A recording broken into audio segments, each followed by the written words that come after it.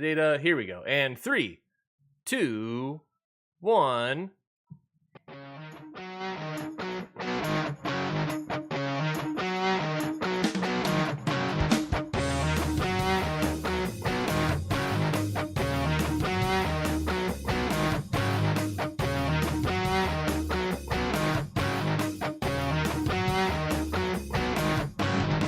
Hello, everybody, and welcome to Ring Post Radio, the only show that's in your nose. I don't know what that meant. I'm your host, as always, Ryan Knightstein. With me, as always, is Scotty Edwards. Scotty, how you doing? I'm doing great. I'm dressed for Halloween. I'm going as John Cena today. Doing great. I'm feeling oozy. I don't know if anyone else is feeling oozy, but I'm personally feeling oozy. Mm-hmm. That was great. Great segment on SmackDown. The only thing I watched from WWE this week, and we're gonna keep it that way. But I'm feeling good. We are here. Another Ring Post Radio. Yeah. Plenty to talk about. Yeah. Yeah. There's only two things I get as piped up in this morning, and that's Bryan Danielson's theme music and screaming "yeah" at the top of our lungs. Yeah, except I was screaming "I like Matt Taven" before the show too. So. That's also true. You were also, I can confirm, you were screaming. You were screaming "I like Matt Taven" and "I'm Matt Taven." So. Oh yeah, well I did that first, and then I was like, wait a minute, I can make it my own chant. Wait, I can be Matt Taven. I like Matt Taven. Aren't we all Matt Taven at the end of the day? Some people hate Matt Taven. I'm just telling you, you're wrong. Yeah. Hindsight's 2020, and hindsight deemed well for Matt Taven to win that title. Let's just remember, Ring of Honor made the right choice at Madison Square Garden. Yeah. Oh yeah. 100%. 100%. No matter what, they were gonna die. without the elite, they were gonna die. That's true. That is actually true. Is that it doesn't in hindsight, none of it mattered because it wasn't their fault that Ring of Honor died. It was the company that they were owned by. Yeah, so. It wasn't that decision's fault. It wasn't Matt Taven's fault at all, actually. I'm fully on board with Matt Taven. You're right. It isn't Matt Taven's fault at all that the company died. The company didn't die because of Ring of Honor. Now, exactly. Now, if Ring of Honor was in a better foothold, maybe they could have survived the budget cuts. But that's another story. But ultimately, they were not the thing that the deciding factor. A bad baseball deal, if I recall, TV deal screwed over Sinclair. So we're starting off the show hot with Matt Taven defense takes. Here we go, baby. Hey, I'm always here to defend Matt Taven. Did you know? So I went to okay, this is story time with Scott E and Ryan. This is, I think, sometimes the best part of the show, personally. So one time I went to a Ring of Honor taping when Matt Taven was champion. Yeah. Ring of Honor World Champion. It was Mass Hysteria, I think that's what it's called. That was the name of the show? Yeah, so you can look it up. You can tell me what the card was. I'm looking it up now. But it was one of the most fun shows I've ever been to. Could I tell you what matches happened? No. But could I tell you that Matt Taven was over as hell and that it was just a great time? I also sat in the front row. I know Tama Tonga bumped into me. Maybe that's when he was like, I need to block this guy. He unblocked me, though. Shout out Tama Tonga. Oh, good. The good guy once again. Yeah, Frankie Kazarian still doesn't like me, but that's fine. You're anti-Impact currently, so that's fine. No, I said I had a take, but it's not a needed take right now. So, all right, I'll say it. If all of this leads to Black Taurus being X Division champion, it was worth it. Anyways, yes, I went to that show. It's one of the most fun shows I've had. Ring of Honor in its days of like not so much glory was a great time. It was a great time. Oh yeah, I mean, I never went to a Ring of Honor television taping because obviously I lived in Baltimore at the time, so they had a lot of shows at UMBC Event Center. I found the show. Oh, perfect, because I was like looking over it. I was like, where is the show? Sure, hit me. So we had the Tate twins. Okay, so the boys against Shinobi Shadow Squad, Cheeseburger, and Ryan Nova. I probably saw that. I saw that intro match also in Baltimore. We had a dark top prospect tournament first round match. Joey Joe Keys versus Dante Caballero. Yeah, both went on to become Ring of Honor trainee Yeah. people still. We had Ring of Honor tag team title match. The Briscoes defending against the Bouncers.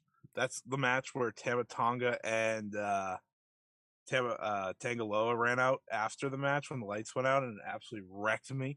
Perfect.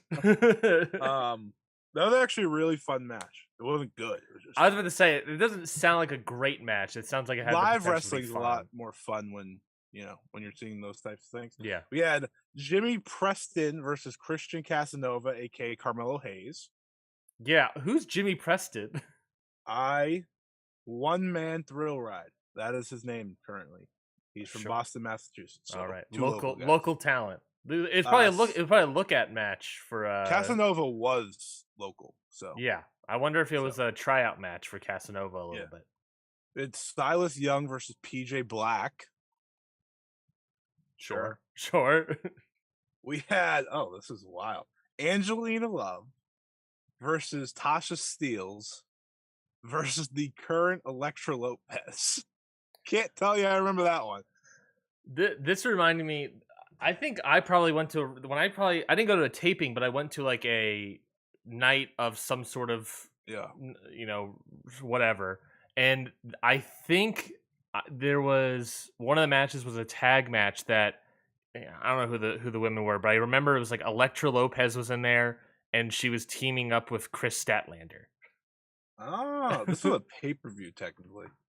Oh, this was a mass hysteria. It was a Honor Club special. An Honor Club special. Let me see if we can find that Chris Stat match. An ROH World Television title match. Shane Taylor versus Eli Isom. You kidding me? That doesn't get you excited? Come on. Oh man, this last 4 matches are pretty good. This is it. This is a show I went to. Ring of Honor Road to G1 Supercard Night 4. Yeah, baby. Get into it. 4. I went to some of the War of the World shows with like when New Japan came over. Those were great. Yeah. Like Kenny King versus Dragon Lee. Pretty good. That kind of kicked. Villain Enterprises Redacted and PCO versus Lifeblood. Yeah, baby. Yeah, Bandito and Mark Haskins. I had some. I think I had some Lifeblood on this show. Oh, I did have Lifeblood on this show. Yeah, baby. I remember that being pretty good. We had Roosh versus Dalton Castle. So that continued. That's pretty good. And the main event was the Kingdom's Matt Taven, TK O'Ryan, and Vinny Marseglia versus Jonathan Gresham, Jay Lethal, and a returning Alex Shelley. Returning to pro wrestling, Alex Shelley. So it wasn't that bad. It was a good time. It was a good time. Not that bad. TK O'Ryan, man. TK O'Ryan fell off the face of the earth, didn't he? Yeah, he sure did. He was one of those guys that were really like, yeah, I exist because of this bad Ring of Honor. Yeah, I remember he got injured, but then he just like never came back. He just never existed, like, fella. Yeah, I'm good. The G1 Supercard, just real quickly, Roosh versus Tracy Williams. I don't know, right? Not bad. Shinobi Shadow Squad versus Coast to Coast, Shaheem Ali and LSG, and Colin Delaney was the third member of that team. Mark Haskins, Lifeblood member, Mark Haskins versus Silas Young. This is the match I was talking about. Jenny Rose and Sumi Sakai versus Gabby Ortiz and Carissa Riviera, aka Elektra Lopez, versus Tasha Steelz and Chris Statlander. That's a triple threat tag match there. This match ruled ass. Ring of Honor World Tag Team match. The Briscoes versus Brody King and PCO. That one ruled. Then we had Kenny King King. Ruled ass, I believe is what you said. Kenny King versus PJ Black. Marty Scurll versus Shane Taylor. And then a 3-way tag to main event. Jay Lethal and Jeff Cobb versus Lifeblood, Bandito and Juice Robinson versus the Kingdom, TK O'Ryan and Vinny Marseglia. That sounds right. That's 2/3 of kicking ass right there. I looked up the War of the World show I saw in 2018, so I have to run through it now. Please, I'm gonna do it quick. I hope the audience appreciate this as much as I appreciate this. You're welcome. The Briscoes Briscoe brothers, of course, versus Flip Gordon and Jushin Thunder Liger. What the Deanna, fuck? Deanna Perrazzo and Skylar, don't know who that is, versus Sumi Sakai and Tennille Dashwood. Sure, why not? Coast to Coast. I had Coast to Coast, don't you worry. I don't know who they are. Versus the Kingdom's TKO Ryan and Vinny Mersiglia. It was a good match, I'm sure. Cheeseburger versus Bully Ray. Yeah, that sounds right. Rocky Romero Show and Yo versus the Bullet Club team of Marty Skrull, Hangman Page, and Cody. All right. Brian Malone, Silas Young, and the Beer City Bruiser versus Tetsuya Naito, Evil, and Sonata.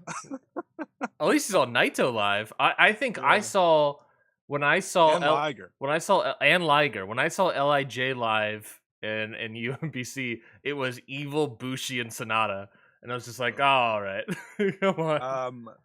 Jay Lethal versus Chucky T versus Switchblade Jay White. SoCal Uncensored, Christopher Daniels, Frankie Kazarian, and Scorpio Sky versus the Kingdom for the 6-man tag team titles. That's when the Kingdom won them. And the main event was Bushi and Hiromu Takahashi versus the Young Bucks. That I remember slapping. These, it's this Bully Ray era of Ring of Honor. It had some sleepers, but there was also had some charm to it. But there was also like a lot of like crap in there. Hearing all these matches, hearing all these wrestlers, just like, yeah, a lot of like no name. Elite era. Yeah, that was it was the Elite era.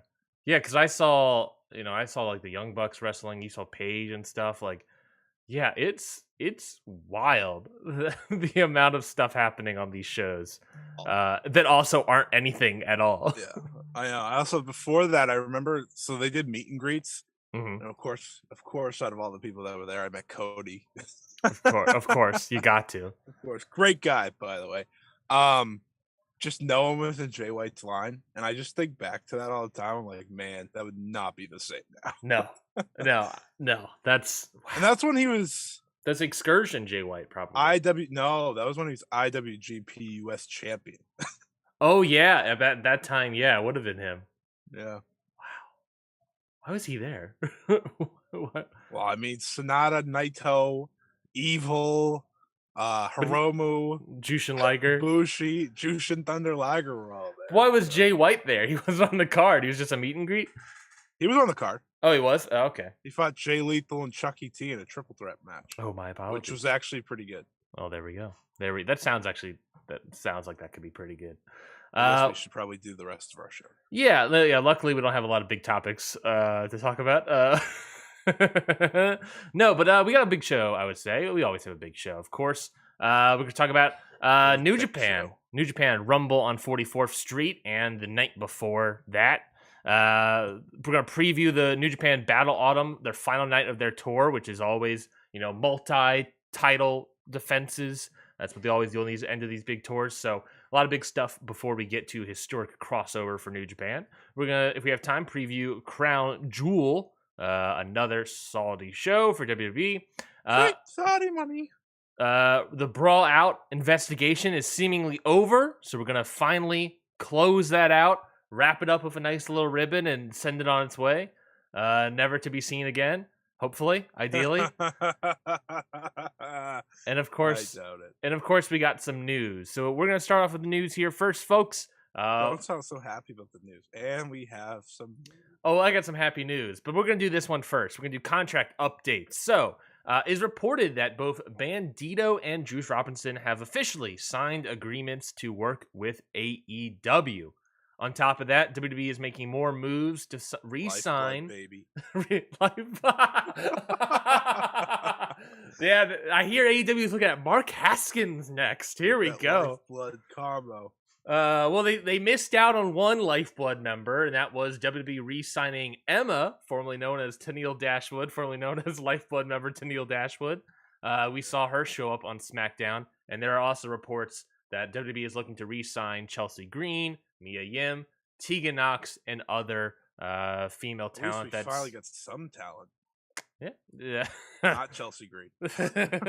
They're looking to re-sign other female talent that presumably WWE has cut in the past. So if you're a female wrestler that worked with WWE in the past 5 years and it got cut at some point, keep that phone open. Keep your schedule open because you never know who's Sure, going to Alicia come a Fox calling. has her phone I'm on I'm sure CJ Perry every. is po- waiting every day. You know, Oh yeah, so we'll great. we'll see. But yeah, thoughts on As contract news? Any quick thoughts on As? Juice. Yeah, baby. I'm so happy for Juice. Okay, so it's funny. Um, on Twitter this week, I presented the idea to the world that Ricky Starks versus Juice Robinson is the feud to wake both of them up. That tweet kinda blew up, which I was not ready for. You got a Ricky Starks reaction. I got two. So Ricky Starks said, "I think he's awesome." And I was like, "All right, so great." And then Bailey responded and said, "Wow, when's this?" And I was like, "All right, uh oh." Uh oh. So hopefully that does something. But Juice is an interesting sighting, right? Because I think so few people know how good he is. American audience for sure. Yeah, and I look that night that like this was it wasn't announced, but it was kind of revealed that he signed a contract. I went back and watched some of his promos from after like during the G1 and whatnot. I was like, man, if this guy can get Drive back, he is as good a signing as there is. I don't know if he's gonna stay rock hard or not. I'm sure he will because he might still stay with New Japan, but he doesn't need to be babyface to have that drive and to be a great promo and to be a good wrestler. I mean, we watched him versus David Finlay in the G1. That was like to me the best version of this character we can get, Mhm. right? Just kind of a prick who is also like kind of a bitch at times, right? Like David Finlay starts to hurt him. He's like, I'm sorry, please leave me alone. And I think if you can get that out of him, Mhm. which if you give him promo time, if you just give him time on TV, it's going to happen. We also have to remember who he's married to and why Yeah, this makes so much sense easy pick as for to why him. he would sign a contract. But um, I just hope Juice gets some inspiration because he can be a really great add to this company. Yeah, I think Juice is a perfect makes sense signing for AEW if that's the case. This company is obviously huge on guys that can cut great promos. They're a good talking promotion. So Juice is a fantastic promo. Um, I would say he's a better face promo than a heel promo, but he's only been a heel for so long, so we haven't seen the greatness that Yeah. could come from that. But it's interesting. I guess I had two Getting sick questions. didn't help him. No, getting sick did not help him, but we'll see how it all comes out. I got two questions for you. One about Juice, and the other about WWE's signing female talent. Number one, with Juice, if he stays heel, stays Bullet Club, do you see at some point AEW creating some sort of AEW more formal AEW Bullet Club contingent and of their roster with, I guess, Juice as its leader?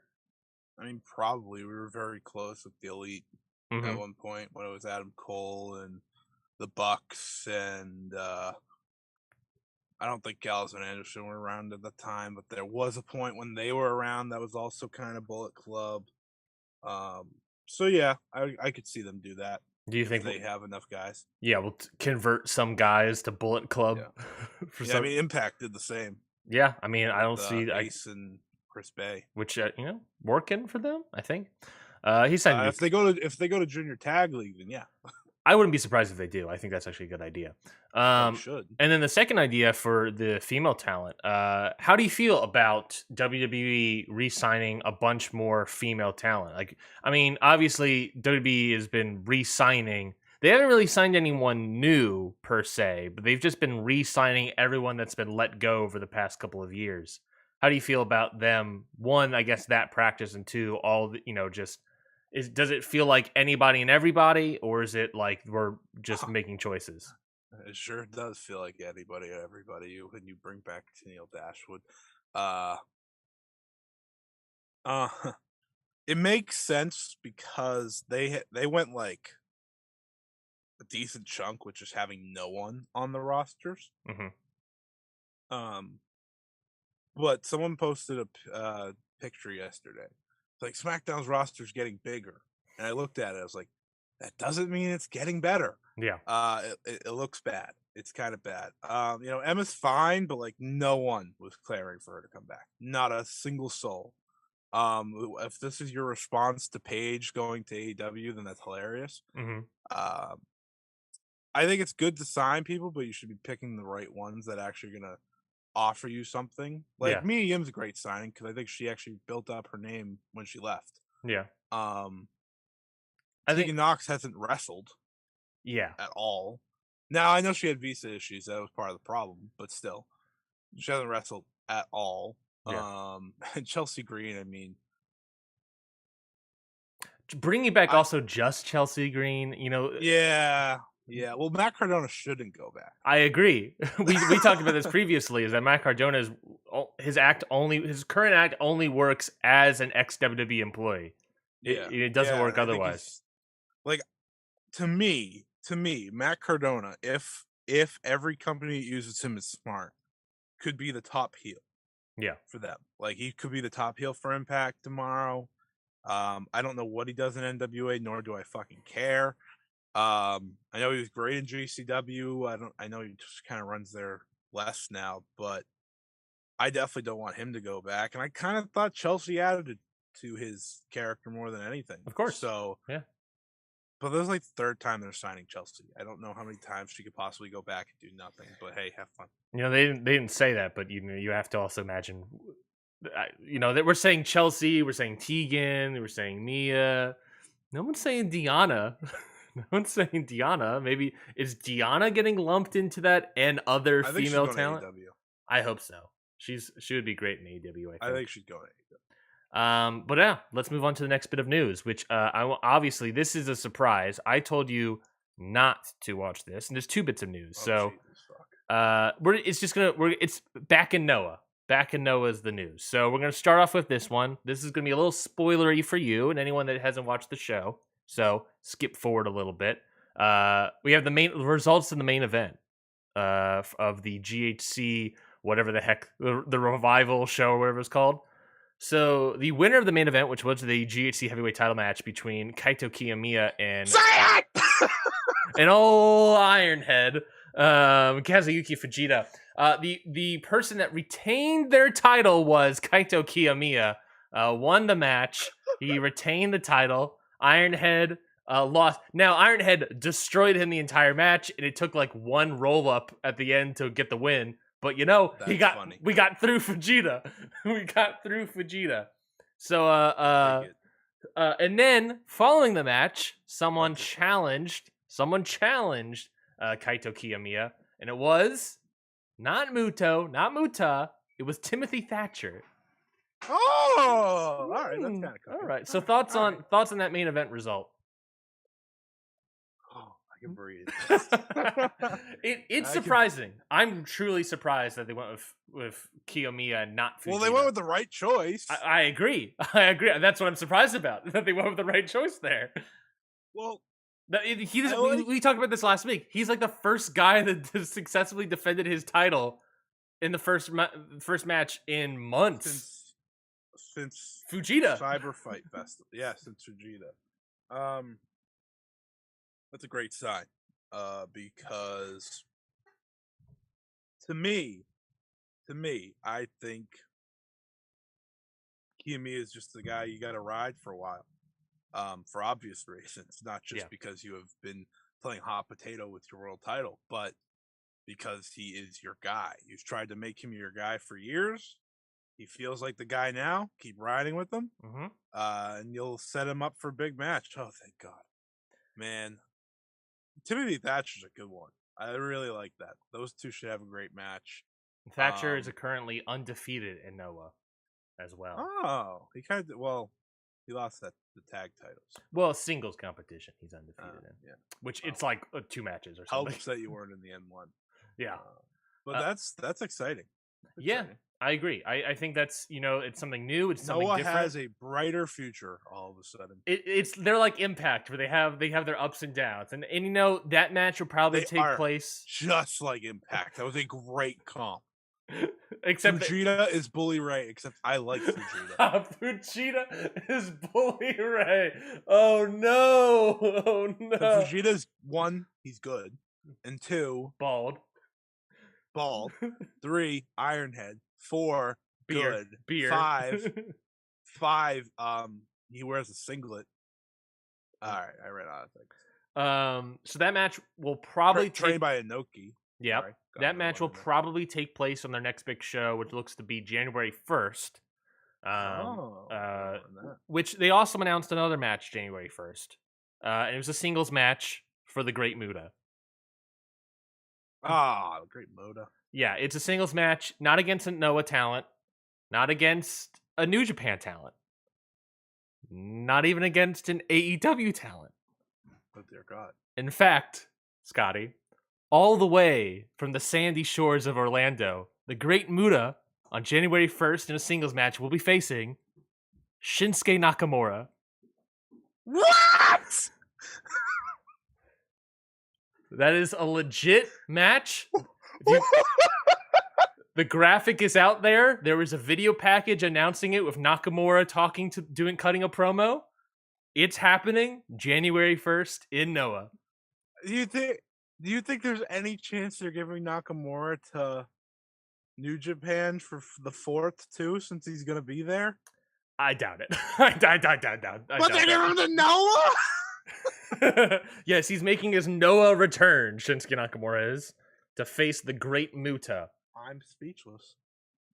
I'm without speech. He's without speech, Scotty. The match is happening. To me, that's sick. Really feels like that. Really feels like this retirement thing's happening, and that to me, that by the way, that screams also Great Muta possibly doing a WWE Hall of Fame induction thing. That screams to me as well. Why can't it be Muto? Well, it's American audiences. That's probably why. No, but Muto versus Shinsuke that'd be sick. I agree, but it's Muta. Muta's doing that for American audiences. We all know it's Muta for U.S. kids. We all know that part. But yeah, no, Shinsuke is returning to Japan, wrestling for Noah. Not what I signed up for. Yeah, right. So that's the surprise. Scotty, any thoughts regarding that match? Noah's fucking sick. Let's go. This is great. That's Noah's back, baby. Nostawa said, "Yeah, I'll retire and book."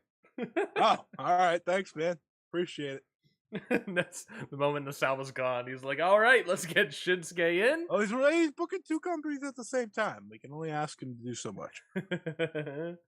Yeah, no. Wow. Yeah, it's that's wild. I mean, Nakamura is probably winning the match, of course, but it's a singles match, man.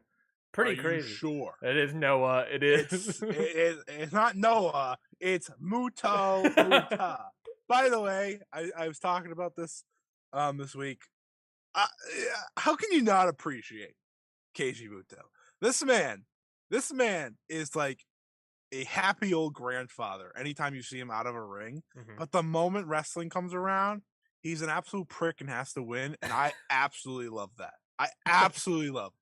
What a guy. What a legend. Yeah. He's showing up. He's not retiring. No. he's gonna be beating Kaito Kiyomiya for that title. He's gonna be here in the US just as the Great Muta, making bank on every show possible. He's gonna show up to the WWE Hall of Fame ceremony with the GHC heavyweight title around his waist. That's what I'm waiting for, baby. That would be sick. Yeah. Oh my God. Yeah. So that's what that tells me. As I feel like it's WWE. You get something, you give something. I wouldn't be surprised if he's going to. And by the way, that's a good way to get Muto away from away from wrestling again, is to have him sign a WWE Legends contract where he makes money and they sell his gimmicks, sell his t-shirts and all that stuff. Yeah, that'd be cool. Have him show up and mist a couple of people every once in a while. You know, that honestly, you know, have like Asuka, you know, Muto manage Asuka or whatever bullcrap. Jesus. I was All pulling right. stuff out of my butt. Uh, We're going off the cliff here. yeah, Let's climb back up. but I like that. So we're getting Muta versus Nakamura. Muta teaming That's up with crazy. Sting. So it's got some crazy stuff. Muta is bringing wrestling. Muta is the forbidden door. Yeah, so get excited about that. Again, January 1st is that match. Can't wait. Can't wait. fucking wait. Well, it's time to get on to the big bits here, but of course, we have some breaking news. Breaking news. We have another brawl out update. Oh, and you said breaking out. You said, oh Jesus. And this brawl out update, chomp chomp, is of course I'm gonna be subtitling it: the good, the bad, and the ugly. So I got. Oh, you should have called it the good, the bad, and the Larry. So yeah, so this isn't breaking news. no, this of course not is breaking news. I got you again 2 weeks in a row on the same bit. Well, I don't know. I feel like if you're gonna say it's breaking news, you're not gonna lie to me like a jerk. No, I should have said breaking news for the Nakamura thing because that literally was That would have breaking been a good one. news. Yeah. It was fine. In Noah. So this, of course, is the good, the bad, and the ugly. It appears that, well, I would say appears, but everything, all the signs lead to that the Brawl Out investigation is finally over. And when that ice is thawed out, a bunch of news is coming forth. So we have it called the good, the bad, and the ugly. Bits of news about this whole situation that I deem good, bad, and ugly. So let's get to it. The good, Scotty. Fightful reported that Kenny Omega and the Young Bucks are backstage at AEW Dynamite, back in their roles, and they can come back immediately. But then, of course, on Dynamite, we saw a commercial playing, showing that the Elite were getting erased from their own history in all Elite wrestling. So even more teases that, basically AEW's building up the idea that they are going to be making their return at some point. We don't know when, but the Elite are back. They are staying, and they are coming back to television at some point in the near future. So thoughts on the good news: the Elite are back. Well, do you remember what I said last week? If they're not back by full year, then something went wrong. Mm-hmm. So this is a good start. Don't push it out. Just do them in Death Triangle at full gear. Let's not make it difficult. Just do it. That's all anyone wants. Just give them back the titles. It's fine. It makes the most sense to go straight to that. It does, and I'm very happy that they're back. I feel like we had Kenny for a second. He delivered 3 fantastic matches, and then he went away. Not that by his choice, obviously. He was there to save Larry after all, or beat the shit out of Larry, whichever story you want to believe. Tomato, I guess. I don't know. But no, I'm very excited. I said, was it last week? I tweeted out, my dream is for the Elite to come back and me to never hear about Brawl Out ever again. So I hope we're getting closer to that. We're getting close to that. To put in perspective how great Kenny Omega's return was for me, he's only wrestled 3 matches this year when he returned, and he is number 24 on my Wrestler of the Year ranking list. Jesus. Yeah. Jesus. I mean, if he went by average, he'd probably be number 1. I mean, number 1 currently is Will Ospreay. If Kenny Omega, Omega but I mean had average match. Oh yeah, I see what you're saying. He would probably be 1. All 3 of those matches were more than 4 stars. So for Omega, so it's shot him up there. He's like he's tied with Eddie Kingston. He's had as good as Eddie Kingston has, according to my polls. So yeah, I'm excited for it. I'm excited for the Elite coming back. This is obviously huge news. I like to see that they're back. We've obviously seen with them gone, Punk gone, that AEW can be fine without them, but I'm more than happy to welcome them back and get, like I said about Kenny Omega, another slew of great matches, because I love great matches. So I'm not unhappy about Tony that. Khan does too. That's the only thing he knows how to book. We'll get to that. Unless it's Rampage. Rampage baby, please. It's Rampage baby. This is Rampage, baby. But yeah, no, I'm excited about the Elite coming back. Remember I think Sting? who? I think Sting? I feel like he might be injured or something. I feel like they're Like they're doing it. old. I feel like That'd it's be fitting. well, I think it's like he's injured maybe, but then they're also probably Saving him for Muda. saving him for Muda. That's a big match you don't want to let down. But yeah, no, I think the Elite is a great move. I'm excited to see them back on television. Oh, you do? Yeah, I think it's great. A good signing. One of the I think most it's popular acts in wrestling. I think it's a pretty good signing. I think you could have done other stuff, but yeah, if you're gonna get the Elite, you gotta get them, I guess. I agree. When they come back, I don't know. Do they return at Full Gear to challenge for the They belts? should do November 9th. That's what, the Wednesday Dynamite before? in Boston. Ooh, the one you're They're going? saying they should do that one. It just so happened. Just a thought. Just a thought. The same show where Elektra Lopez wrestled what's her face or Lifeblood were on the stage and battling it out versus other people. Listen. If I get Lifeblood to team on the show I'm at, which would be Bandito Juice Robinson, that'd be sick. Now, if you're It would make no sense. if you're Tony Khan, is one of the first matches you do Bandito versus Juice Robinson? Lifeblood explodes. I remember when they announced Lifeblood. I remember looking at the faction. I was like, "What? What were the members? It was Juice, Mark Haskins, Bandito, Tennille Dashwood, and I think it was one more person. I feel like there was also one. Was it Flip? I don't think it was It might have Flip. been Flip. Lifeblood ROH. I don't think it was Flip. Not ours. Jesus. Was it David Finley? That would make sense. Probably was, yeah. That makes sense if it was Juice. It was Juice Robinson, Bandito, David Finley, There it is. Mark Haskins, Tracy Williams, and Tennille Dashwood. Tracy Williams was in there too. I forgot. Few things make less sense than that group. Yeah, it was a solid idea.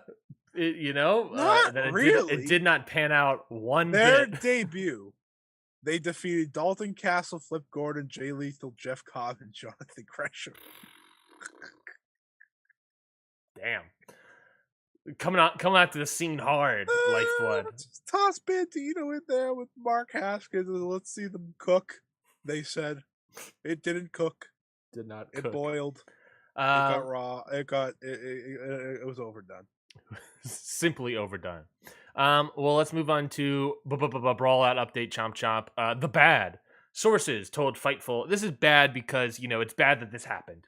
Sources told I worked there. Sources told Fightful that Jericho allegedly told Punk, following the brawl, that he was, quote, a cancer to the locker room and, quote, a detriment to AEW. With Jericho reportedly very angry about Punk's perceived lack of professionalism and decorum during his press conference appearance.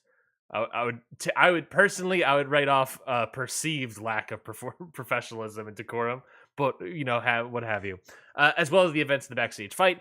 Whilst Punk's response was not reported verbatim, it is believed Punk told Jericho that it was none of his business. Fightful received confirmation of the exchange from someone close to Punk. So I'd say it's bad because it's bad that Jericho had to say that. And I'm kind of shoehorning it in just to do with the bit. But thoughts on Jericho stepping up for the third time in his career, going up to a guy and saying, "Hey, get out of my locker room." And stay out. He gets beaten up in a brawl, and then Jericho runs up and stay out. What do you think about Jericho here? It's very fitting that he won the Ring of Honor World title after saying, "CM Punk, get the fuck out of here." It's good. It's a good person to have lead your locker room. I think that's really important. I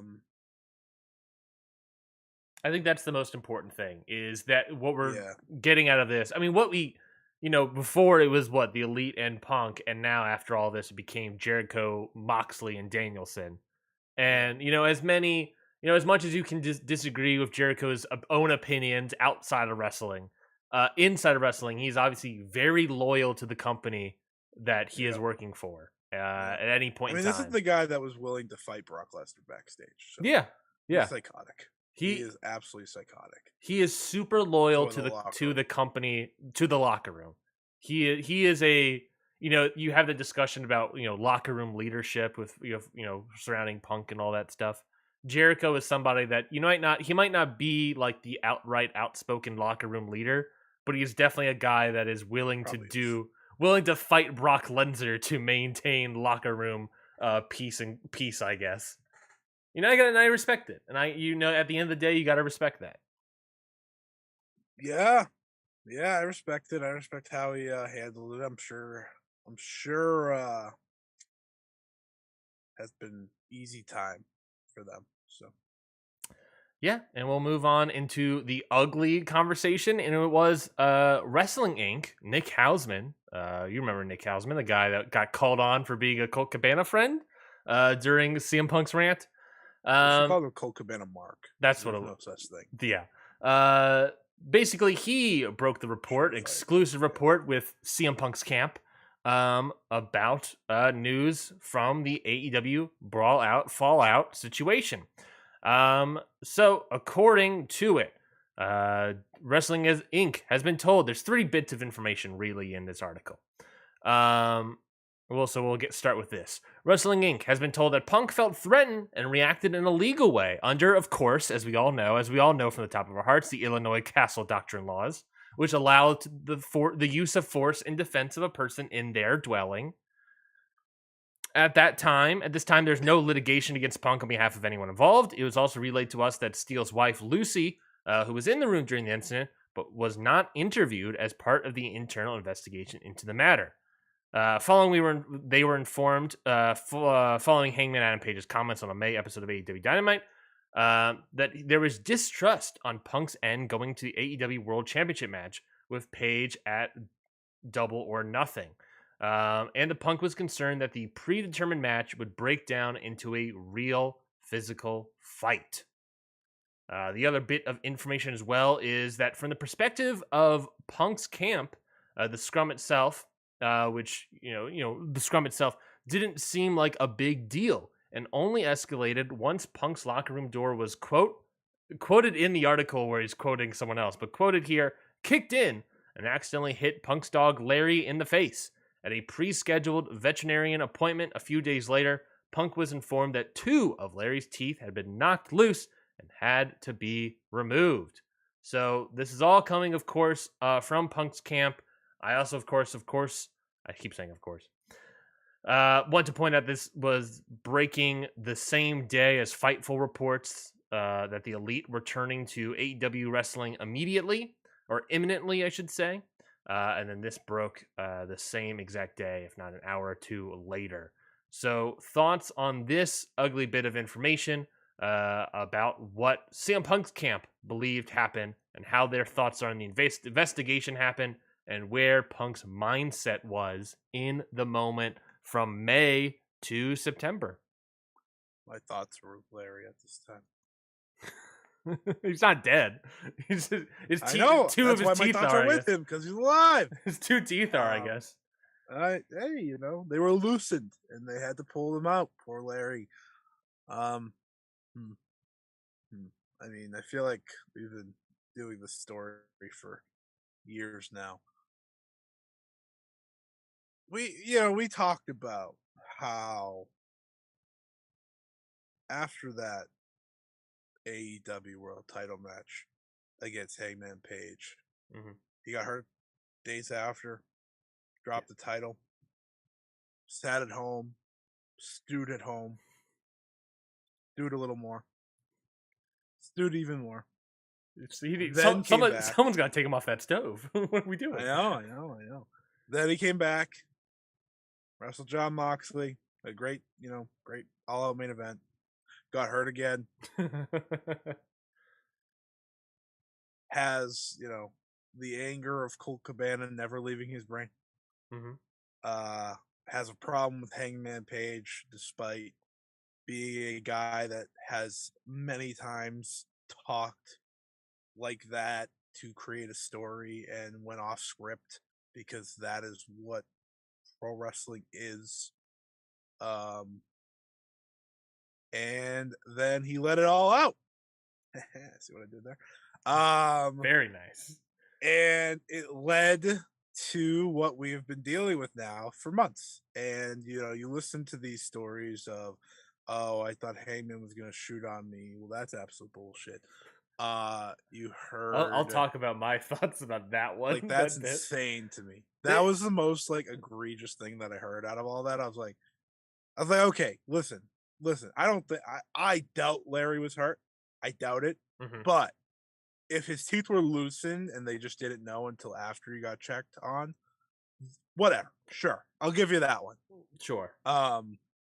Because as someone that owns a dog, sometimes you just don't know when it comes to teeth and stuff. But that's besides the point. My cat has been threatened by the vet to be losing their teeth like every vet visit. Like it's just it Yeah. happens. It happens. Yeah, exactly.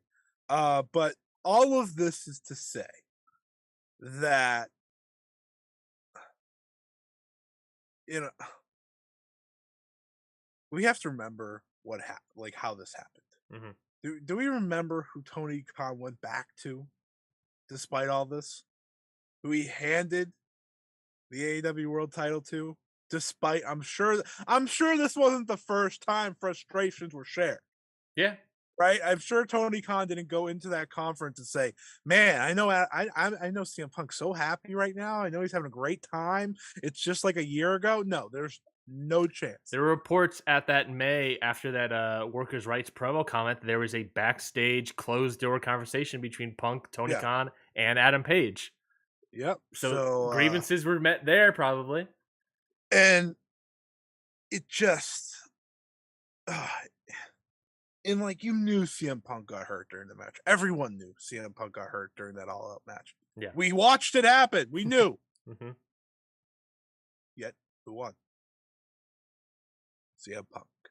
Uh this all sucks, man. It all sucks. Everything about this has sucked since it happened. Hmm.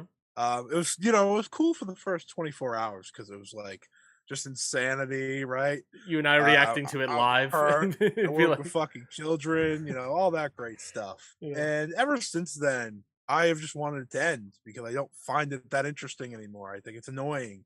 I think it is hurting a product that is still, despite all of that, still the best in the US by a decent chunk, as much as people want to tell me that Triple H is a great booker. But the QR code, Scotty. The QR To be code. fair, I think I'm gonna get into booking in a little bit. Yeah.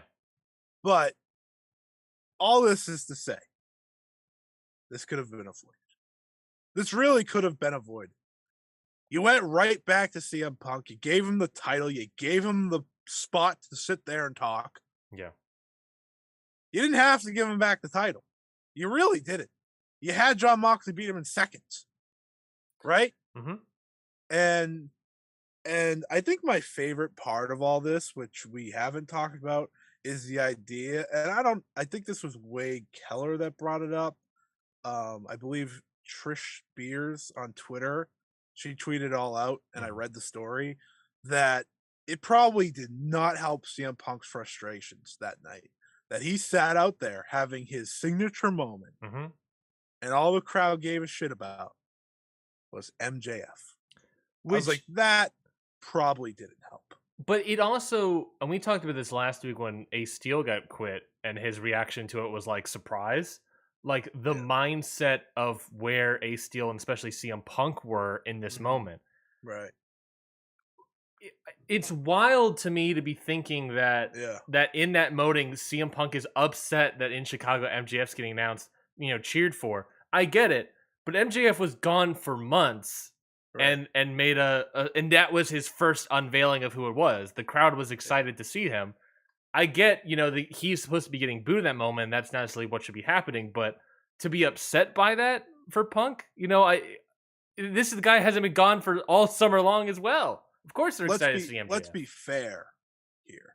The understanding and or handling of MJF and trying to get him booed is not. It's just Yeah, not. it's It's not going well no, for they what they they want. they cannot flip the crowd, and that, but that also goes to how much they were excited to see MJF in that moment Yeah. Well, in that's my point. It's Chicago, just in like CM Punk's hometown. AEW didn't want him to be cheered. They still don't want him to be cheered. Guess what? It's over. It's over. You have no shot at changing the crowd now. Yeah, that would, which we're also sort of, with last week's main event Which I will angle. get to, and I don't think you should. We're starting to, well, I would say the option is open for them to officially turn him face if they so choose. And I also think that eventually down the line it would have been a face turn for MJF and a heel turn on Punk, to a double turn as well. I think that's also down the line. So maybe it was always eventual, but maybe just not now. I don't know. But yeah, no, this whole story is now, I keep saying it's wrapped up because I think this is the last we'll hear about it, unless, I don't know. I mean, does Nick Hausman have a podcast to CM Punk can be on? I think that's the only other bits we could we could have.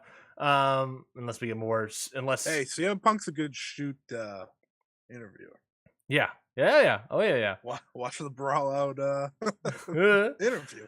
Yeah, no, it's, I think, to me, what hearing That's how we got all into this. Your shoot interviews. Thanks, Colt Cabana. We didn't get all into this. We got all out into this. I think the thing I really took away from this Nick Hausman exclusive with CM Punk's camp is the mindset of CM Punk during all of this. The lines of, despite that term getting, denied by several other sources, kicked in, still being used. Upset that Ace Steel's wife was never interviewed, which I get. You should have interviewed her, but apparently other people were like, she just sat there. She didn't do anything. So what have you? I still think you should do that. Shout out Lucy. The big one there, I think, thinking that the scrum wasn't a big deal. I think that's insane to me. The fucking, look this up after the fact, probably. The castle doctrine laws, thinking that he can use force in defense of his dwelling. He is thinking that his locker room or whatever is his dwelling. I guess that counts. I don't think it does. But he's also from Chicago, and I feel like he might have done this before. That's a great point. That's a great point. The idea that he thought Adam Page back in May was going to shoot on him, I think, Adam Page, I get it. Like, I hear the argument of like, Adam Page, went off script, during a promo. And I was like, yeah. And then Punk also went off script during a promo, and then thought multiple times, and then thought that he would shoot on, Adam Page would shoot on him. The guy that wears butterfly pants was going to shoot on him. I don't know. There's no evidence suggesting Page would ever do that. If he would do that, I don't know. But who the heck knows? Either way, I think this really tells me the mindset of CM Punk. I'm a huge Survivor fan. I love the TV show Survivor. And one of the classic things that happen in camps is, you have your teams and you have your alliances and all that stuff. But one of the things that always happens almost every season is there at least one person that gets so paranoid about thinking that they are the one getting voted off that episode, that paranoia becomes reality. You don't want someone on your team so paranoid thinking all of this stuff is going to happen to them. You don't want that. It's bad for your alliance. It's bad for your team. It's going to make have more of a target on you. So it's the better thing to do is to just vote them off. And the classic thing in Survivor is as soon as you get paranoid, that is you shooting yourself in the foot. To me, CM Punk since May has been the most paranoid person in the world. He was so paranoid that he is probably the only person in the world, maybe not the only person in the world, but one of the few people in the world that thinks that Adam Page would shoot on him during a match, despite no other evidence. He's so paranoid about all this stuff that he thinks that he has a right to beat up someone in their dwelling. I know Illinois, all that stuff, but to me, it's this guy has been so paranoid, thinking that there are people coming after him, that the elite broke the news to, to Dave Meltzer, despite Dave being like, no, they didn't, outright saying, no, they did not tell me this news. So paranoid about all these things. We saw that in the press conference, thinking, saying, Nick Hausman, you're a Colt Cabana fan, right? Nick being like, I'm actually not. His man is so paranoid and No one's a Colt Cabana fan. oh, not fan, friend. He thought he was like a straight Oh. up friend with Colt Cabana. And Nick was like, no, I'm not. So many times we see CM Punk so dead set in what he believes in turn out to not be true. And I also think that he was so paranoid. Of course, he thought, Adam Page would shoot on him. I would bet you if CM Punk was in Adam Page's shoes, CM Punk would have shot on his opponent. I think that is this level of paranoia. He was so paranoid that he probably he would. That's what he would have done in Adam Page's situation. That is what he would have done in the elite situation: is go to the media and speak to this. What he would have done. And if he was in a situation where he feels threatened in a match, that he would shoot on the other person or shoot on the other person backstage, throw the first punch backstage first, allegedly.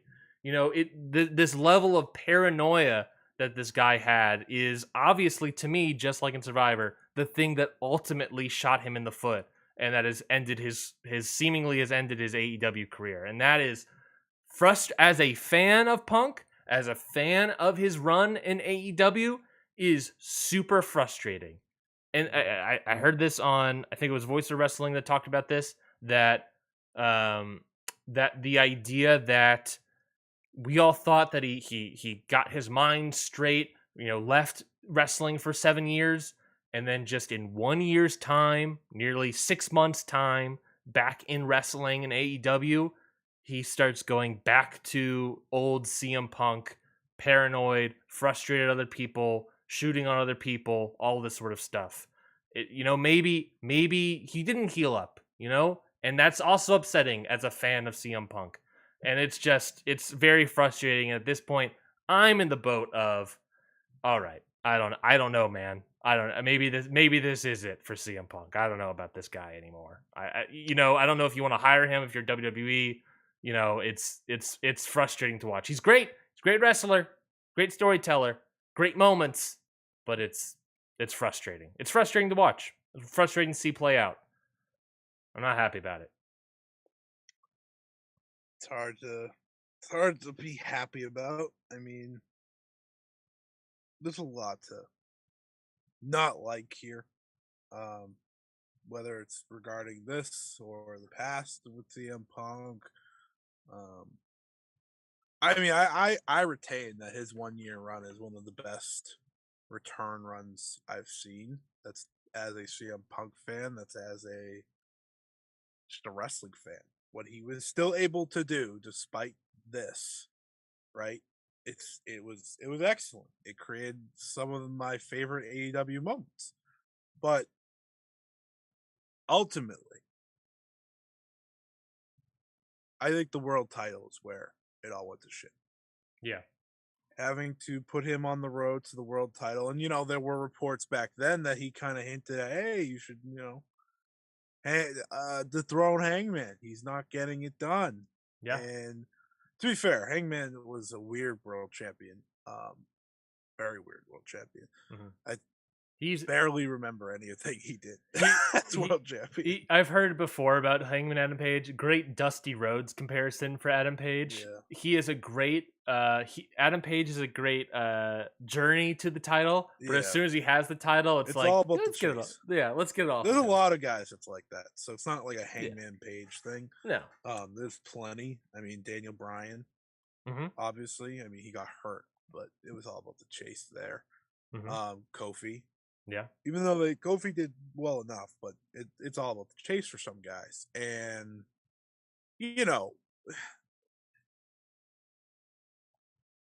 it's hard to see this any other way besides CM Punk's an asshole, everything that people have been saying. But he never had to be world champion. No. He never had to be made world champion. And I think that kind of goes over some people's heads in all of this because, like, this isn't me sticking up for CM Punk. I understand he needs to be out, gone. See you later. Because of what Chris Jericho said, I'm not gonna call him cancer because that's a very very serious thing. But he was a problem to the locker room, and the locker room is better off when they're there. They only have had one fight since he left, and that was a joke because I'm sure they've probably had more fights. You never really know. But he never had to have the world title. When CM Punk came back, I never thought for a second he had to have the world title. To me, I thought it was always going to be, oh, he'll have one match maybe. Or I always thought Danielson had the better shot at being AEW World Champion. Yeah.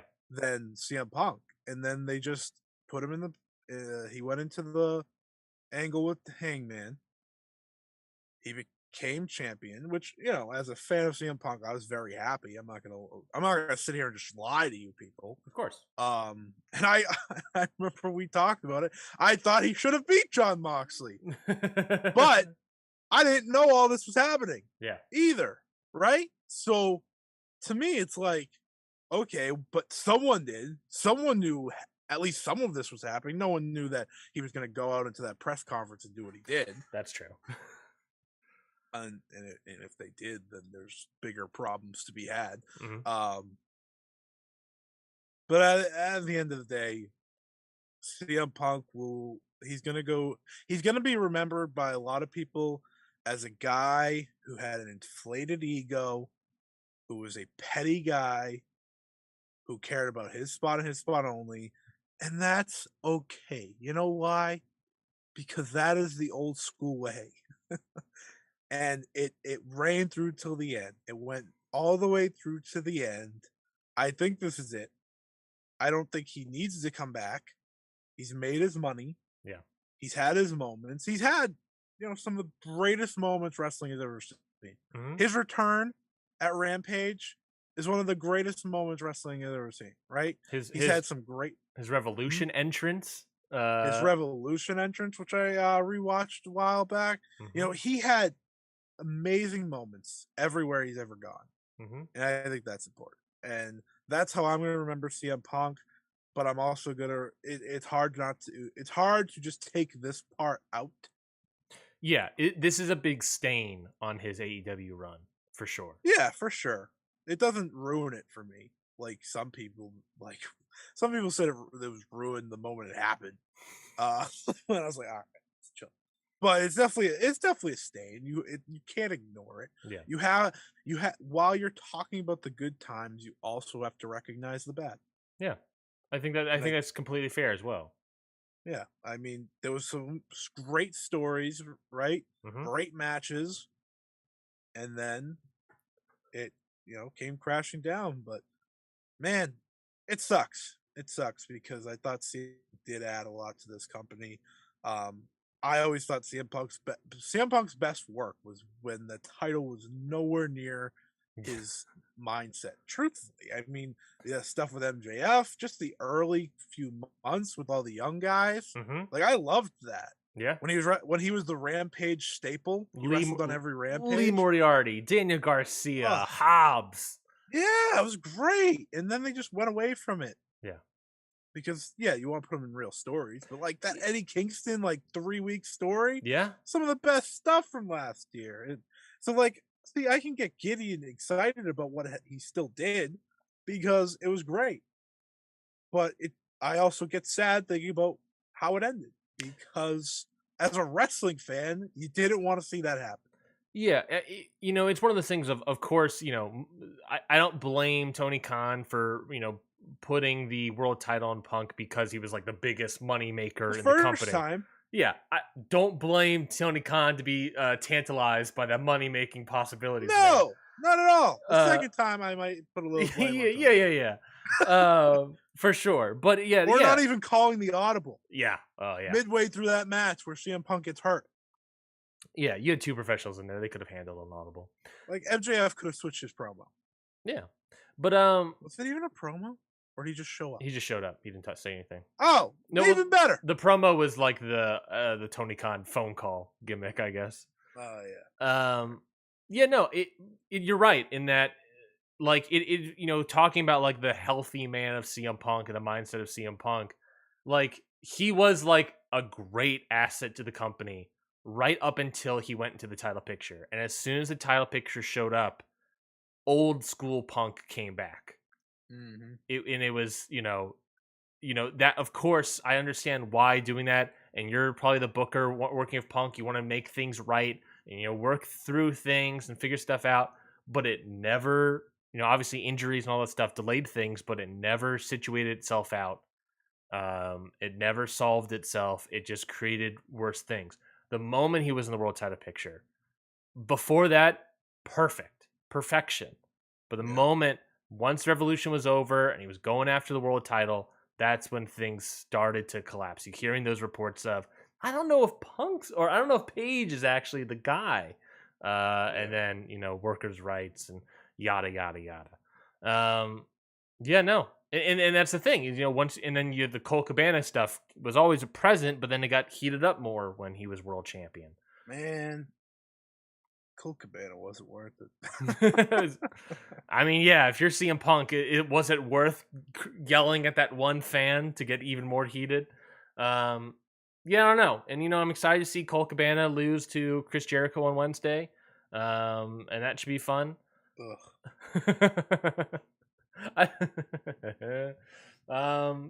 it's like you said, it's a big stain on CM Punk's AEW legacy here, and ultimately is his wrestling legacy as well.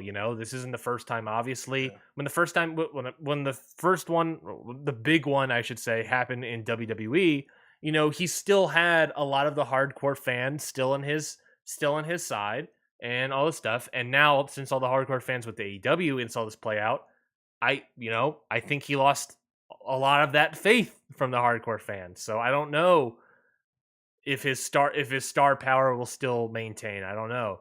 I guess time will tell. Time will tell, I should say. I think it will, just because controversy creates cash. The old Eric Bischoff line. I see. Well, this is where I can blame Tony Khan. Yeah, I was going to say the old Booker man, Eric Bischoff. Oh, I like when you don't know what's real and fake. I remember him saying that in a media call, right? He's Tony with Khan? The MJF Wardlow stuff. Yeah. Yeah, it came back to bite you in the ass, now didn't it? Yeah. Yeah, I mean, let's talk about that. I mean, this obviously, Punk being gone, obviously, Lee, and we saw that all summer, Punk and Lee gone, and created a booking hole that he, filled up with other stars. Now, if Punk gone, you're still going to have other stars. He's so lucky he has Jon Moxley. Oh, my God. Jon Moxley's coming in nailing it over the summer. Now you have the Elite. So lucky. The Elite back, who are probably going to go back to that Trios title picture. And it's interesting. It's going to be interesting to see how that all culminates with the stars they helped create over the summer, and see how they merge together in sort of a booking fashion. Remember when the problems were Cody's booking? Remember that when those were the earlier this year? You mean? Yeah, which feels like eons away. Ago. Like, holy crap! But this company misses Cody. I'm gonna say, misses Cody. I said that a few weeks ago, actually. I think, and I still stand by it. Yeah. Yeah. I mean, Tony Khan is just so lucky he has Jon Moxley. Yeah. Like, I felt that during the summer, but during the summer felt like it was a little more like whole roster mentality. We got this. We're fine, right? You had Forbidden Doors. So you had some turnover, right? Jay White's on your show. Yeah. Ospreay's on your show. It's feeling good. It's feeling good. Then CM Punk blows up again, and now we're here. And you got Jon Moxley again, baby. Thank God, because if you didn't, what are you gonna have? Jericho? Is that it? Yeah. Because truthfully, the whole entire story of this company is JAS versus Blackpool Combat Club, which, for those who may not remember, That feud started when CM Punk won the world title the first time. And I like AEW. Okay, see, I'm going into my little thing here. I like AEW. I think AEW is great. This week's Dynamite, I enjoyed Dynamite for the most part, from top to bottom. It was a good show. Good women's match on the show. Great women's match. Good wrestling on the show. Well, the thing is, I know that they can do even better. That's the crazy part. But yes, great women's match. Probably the best. I don't know. They've had some really good ones actually the past couple months. So. Yeah, I've heard a lot of the stopwatch people not really talking anymore. So. Yeah, they shut up. Great, yeah. So good women's match. Good main event that I can't remember. What was the main event? The main event, of course, was. What the fuck was the main event?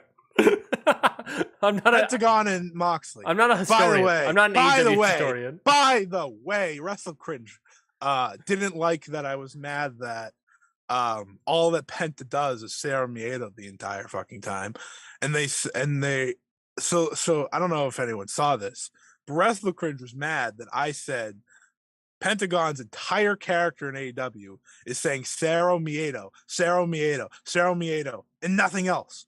Did you watch? Did anyone? Clearly, no one watched the AAA match because he's a different man in AAA. The Sarah Miedo comment has been a long-standing point with Pentagon in AEW for a while now. And look, I saw your comment. I'll disagree with the part that it was Tony Khan's having him do the Sarah Miedo. I think that's Pentagon. Did I say Tony Khan's name? I don't remember if you said Tony Khan. I thought you did. Didn't. There we go. What was the comment? Let me go find it. Sure.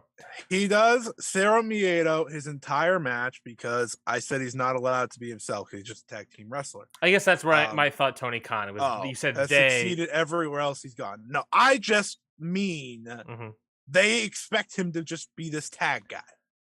Yeah, that's all. And I also think that is Pentagon's decision to be the Ciro Miedo guy. It's the same, for sure, because it's over. It's the same thing he's also done in the U.S. Indies the entire time. It's over. It works. Why do something else? You know, because he's amazing everywhere else. I agree. I agree that he should do that stuff. He's this badass. And then earlier, this is where the frustration came. And I don't know if it was Tony Khan. It probably is a Penta thing that he just does that the whole time because it gets him over. Yeah. But he became Penta Escuro. And what happened? He had a stupid fake grave, a shovel, and Alex Abrahantes looking like an idiot. That's what they did. That's all that happened. I forgot about Alex Abrahantes. Looking like an idiot? looking like Vampiro. It's frustrating because I'm watching a company that has so much talent. So much talent. More talent than I think they know that they have. Shout out Ricky Starks. And I the whole show is Chris Jericho and the Blackpool Combat Club. 5, 6, 7 months later. Which I'll say I'm still enjoying. I've come back around to enjoying the Ocho. So I enjoy Chris Jericho, the Ocho. I enjoy that. I enjoy John Mox, the AEW champion. What I don't enjoy is the cold feet wrestling trope of the guy faking his babyface turn just to stay with his group. Daniel Garcia. I get that. I think that was just so stupid. It's like he got cold feet of turning the guy. I also get that, especially that it was 2 weeks or so after Jamie Hayter's second cold feet. Yes. And now I think we might get it with MJF. Like, I just feel like we're getting the cold feet on these heels that people want to cheer. Yeah. I saw Daniel Garcia. He wrestled this week, right? On to kick off the show. Tag match. And I was watching that match with Claudio and Wheeler and Jericho. I was like, oh, this is a good match. But, like, 2 weeks ago, this match had all the heat and excitement in the world because Daniel Garcia was teaming with Daniel Bryan. Yes, I called him Daniel Bryan. Against Sammy Guevara and Jericho, and it was exciting. And then my favorite part of the understanding was, yeah, I realized I got to be a sports entertainer because you hit me in the face with the belt. What? And again, to the talent. You have a Pentagon Junior there who could be, and I think they're starting to break up Death Triangles. So maybe we're going here. Well, not with heel Penta. We're not going there. Yeah. But with the Lucha Bros being a little more free. But my biggest thing, the Lucha Bros are better than the Lucha Bros. That was a topic. They are better than being the Lucha Bros. They're better as solo guys. Yeah, I see what you're saying. Believe it or not. Mm-hmm. Right? Like Phoenix is a great baby face. Yep. Penta's a phenomenal heel that worked in well, he's on a heel in AAA, but you get what I'm saying. Yeah. I guess he plays into it. He plays into it. Yeah. I mean, Lucha's weird, you know. It was like it definitely, but it's also like Lucha Pentagon and US Pentagon are two completely different people. Yeah. Did he do this in Impact? I never watched him in Impact. Yeah. I knew they gave him the world title for like 2 days. Yeah, he did this similar stuff of, you know. Okay. It's the same sort of thing. So I mean, it's US Penta. It's US Penta. I just feel like after the Penta Oscuro turn, wasn't really a turn actually in hindsight. It wasn't anything. Yeah. He stopped doing the Penta Cerro Miedo thing as much. That's true. I noticed. But that's true. Was he even on TV that much? He had a match with CM Punk that was pretty good. Yeah. Remember that? Yeah. Bringing up CM Punk again. But that I don't care about the wrestle cringe thing. I thought it was pretty funny actually. That was the tweet of all the things I've ever said. I literally sat there. I was like, I've said so many worse things. That's the one that got you. But anyways, because I thought the Cerro Miedo thing was agreeable. If you go down that post, a lot of people were like, "Yeah, no, I kind of agree." And I was like, "Wow." I don't agree with the part that they don't let him. I think it's a Penta's decision to do this stuff. But I ultimately agree that he's been doing the Sierra back to the Cody Pentagon match. He was doing the same thing there. We were having the conversations then. And when I say they don't let him, it's like I should say they don't push him to do something else. Well, they tried to. That's what I should have guess. Said. Well, I guess, but it didn't do anything. I don't remember where it went. It didn't take. I just realized the other day it was over. I realized it happened, and then I realized it was over. But my whole thing here wasn't even about Penta. That wasn't even funny. My connection's unstable. So am I going off here? Can you hear me? Yeah. If you can come back out and come back in, I would appreciate it. All right. Sick. Yeah. There we go. Yeah, he'll be back in. But no, I ultimately agree with what Scotty's saying. Is that it is something. There is. I think what Scotty's getting to is this idea that the outside the title booking is hit or miss. This is where I was going. Yes, I think. Yeah, summing it up here for you. I think. Thank you. Outside, I got notes. Perfect. You got notes. I got a Tony Khan booking problems notes. I think I think I'll try to do my best to be devil's advocate defender here. I'll be the AEW Freakazoid camp over here. Yes, thank you. So what I think is great is the booking of Jon Moxley and the MJF story. I saw, was it Raj Geary say it was bad? And I was like, what? Yeah, I ignore and it's mostly because it's more of an MJF story than anything else. Yeah, the company revolves around him currently, and I also love the Ocho stuff. I love the Ocho stuff. The Daniel Garcia thing sent me off. Yeah, in that story of JAS, but I like the Ring of Jericho stuff. I do like that still. But my booking problems and stuff here. So Jon Moxley is your world champion, right? Correct. Right. Fact. Does that mean he has to wrestle and be used every single show? No, but that's to sell tickets and sell. Yes. But this brings me to my next point. CM Punk and the Elite are gone. Correct. Right? They're gone. Yes. For a few months. Yes. Give me the amount of people that Tony Khan decided, you know what, we're going to run with this guy. Let's build them up. Ricky Starks. He did not do that. What are you talking about? Of course, everyone's. I would say that he built up Ricky Starks over the summer. No, when the Elite and CM Punk left. Yeah. Since then. No. since August. Oh, in a month? Who has he built up in in the a past month? 2 months. Who did he like go to besides Moxley, Jericho, and Danielson? I would say he built up Daniel Garcia a little bit more, but he was already starting building Yeah, up at that point. I mean, 2 yeah. months is not enough time to really build up a But future star. it's time to try I agree. That's fair. something. That's fair. And you say Ricky Starks, Mm-hmm. my guy, Ricky Starks, who I've been talking about all week. Mm-hmm. Where the hell did he go? You do Grand Slam. He beats Hobbs on was it Rampage? Rampage? No, I thought it was a pay-per-view. Rampage Grand Slam? Something like, yeah. Oh, yeah. He got crushed by Hobbs on. Yeah, you're right. It was the Rampage Grand Slam. You're right. I haven't seen him since. I when I saw that tweet, He's I healthy. wondered, well, was he healthy? Wrestled Nick Comoroto on Dark. Okay. Was he healthy? Just assume he's hurt all the time.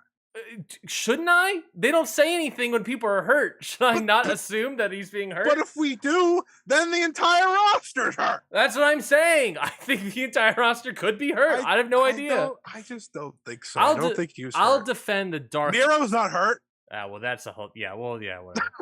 I'll defend the. That's a booking problem I have issue with. But before I get to that, I'll defend the Dark thing, just because. Well, I'm about to call Dark better than Rampage. So. I'll defend the Dark thing with Nick Comoroto because he is finishing out a feud that he had with the Factory. Well, while the Dark. Do you want to see that on Rampage or Dynamite? Do you want to see Nick Comoroto versus Ricky Starks on Rampage? Something on Rampage. Rampage is awful. But but like you just said, right? If you want Dark to be better and Dark to be a better show, then we have to put the match on Dark. You can't have it both ways. I don't want Dark to be better. I don't give a shit about Dark. But that's the problem. You don't give a shit about Dark. So then every match is going to suck on Dark. But to make Dark better, more watchable, you need matches like that to make it more watchable. But Rampage is the show on TV. Yeah. Why would you want people not to watch it? It's become 2013, 14, 15 SmackDown. That's what it is. Yeah, it is. That might be mean to the show. SmackDown might be better back then. That might be mean to SmackDown, you mean? Yeah. I do want to say, so I was going to bring up Powerhouse Hobbs. Of course, he came back. Yeah. So that's great. But pie in the face. Would it have been bad to give him? The last time we saw Hobbs, he lost. Correct. So, why don't you put him in squash match here or there? Yeah, I know you could do those. I just watched Keith Lee kill poor Serpentico, which was great. Would you be okay? Little things like that I enjoy. Would you be okay if they did squash matches with Will Hobbs on Dark? Did they? No, they did not. But would did not. But would that? I mean, that's fine because that's that, what they've been doing for years now. Like that's the thing they do, right? Sure. That's how they enhance the records. Yeah. So that's fine. Yeah. And then they sometimes toss one on TV. Sure. Like if they're going to build him up for a title match, I'm sure we're going to get one like this week now because he's going for Wardlow. So he's probably going to get something where he destroys a guy, which is great. Rampage, that's how you build. Rampage next week will have, I will bet my bottom dollar that Rampage next week will have Will Hobbs in action. Is it live next week? Yeah, probably. I think it is. I think it's live for like October and November. I think that's the problem, right? Because when it was taped, I was like, whatever, I get it. Mm-hmm. But then you're like, we're gonna make it live. We're gonna make it must see. And then I looked at the card this week. And I was like, well, I like Matt Taven, but no one else does. No one else seems to like Matt Taven. Also, that was his debut in AEW. That's kind of crazy. Mm-hmm. Weird. Weird. Debut match. Yes. I'll bring up a big point. A big problem I have. I was gonna bring up the Pacific title. Well, let me say this first, just because all we're kind Pacific? Of all Atlantic. All Atlantic. Because we're sort of. Does it matter? Because we're sort of talking about it with like Will Hobbs and all these Miro. I think Miro's confused. I think one of Tony Khan's biggest problems, and I don't blame him putting these guys on ice for a couple months here and there, because I think it ultimately makes their return stronger, especially as heels. But I think he doesn't do monster heels well. No. In AEW. Never has. Miro, Lance Archer, Brian Cage, Hobbs, anyone that's like a monster heel kind of guy. And again, like I said, I think it's a good idea to put these guys on ice for a little bit to have them come back and have a more impactful return.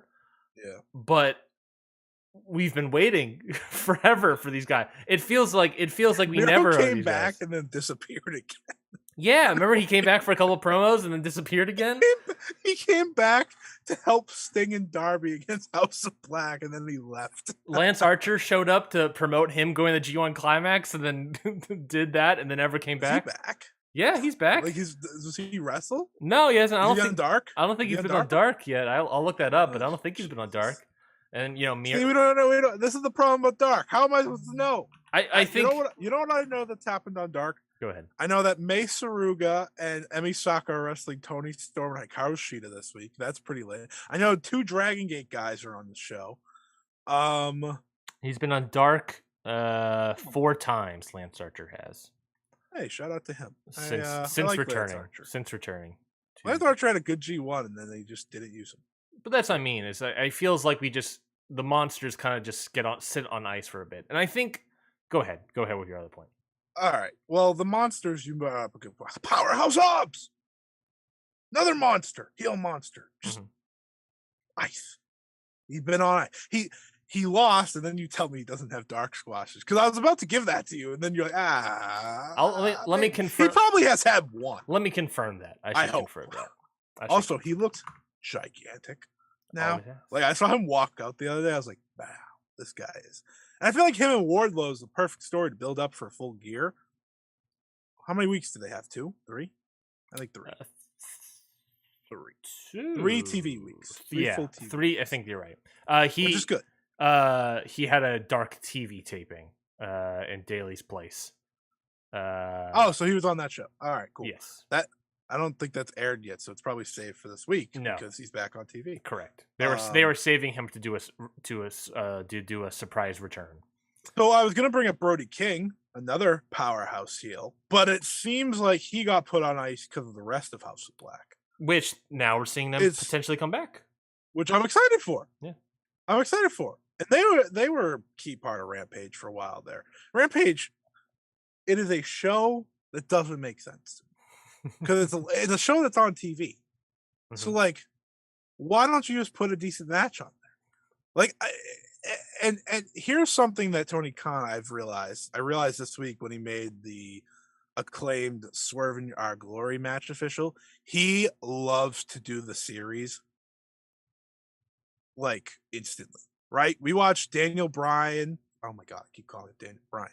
And Chris Jericho do their 3 matches in like one fell swoop. And I'll give him credit. He definitely wasn't counting on doing that second one immediately. Yeah, right. That's true. We got 3 of them instantly. We're getting Acclaim versus Swerve in Our Glory for a 3rd time already. I didn't need them 3 times. Truthfully, I didn't.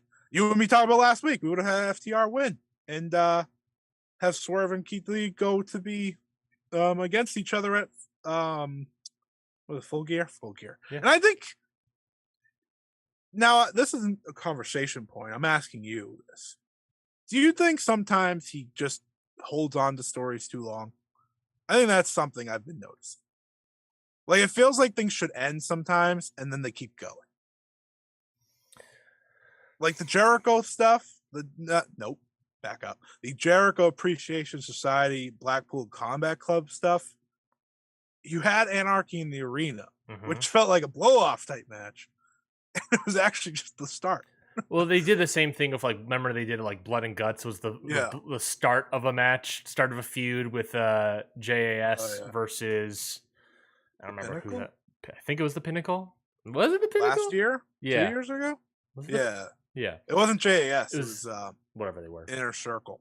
Yeah. And they've been doing that, and you know that's. So thank you for reminding me though. They've had Anarchy in the Arena and Blood and Guts in this feud, and we're still here, and it's going to be the matches for Ring of Honor, clearly. Yeah, which is fine. I think that's what the thing is. It's not.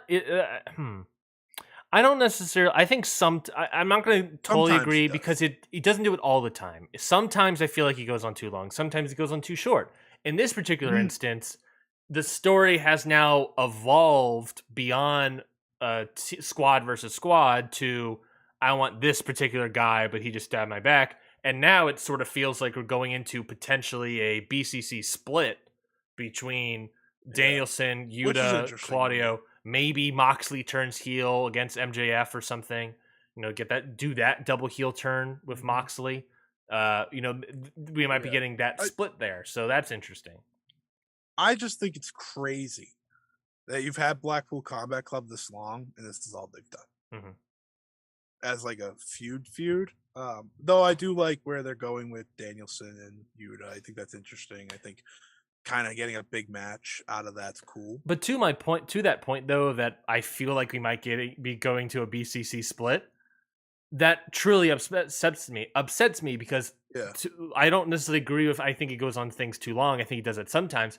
I also feel too like he short. does things too short, and Yeah, we don't get to see stuff long enough. I would love to see BCC be like a stable that lasts for yeah, several years, like a chaos, yeah. Suzuki Goon esque stable that lasts, That they can be revolving loose. members. They don't have to be.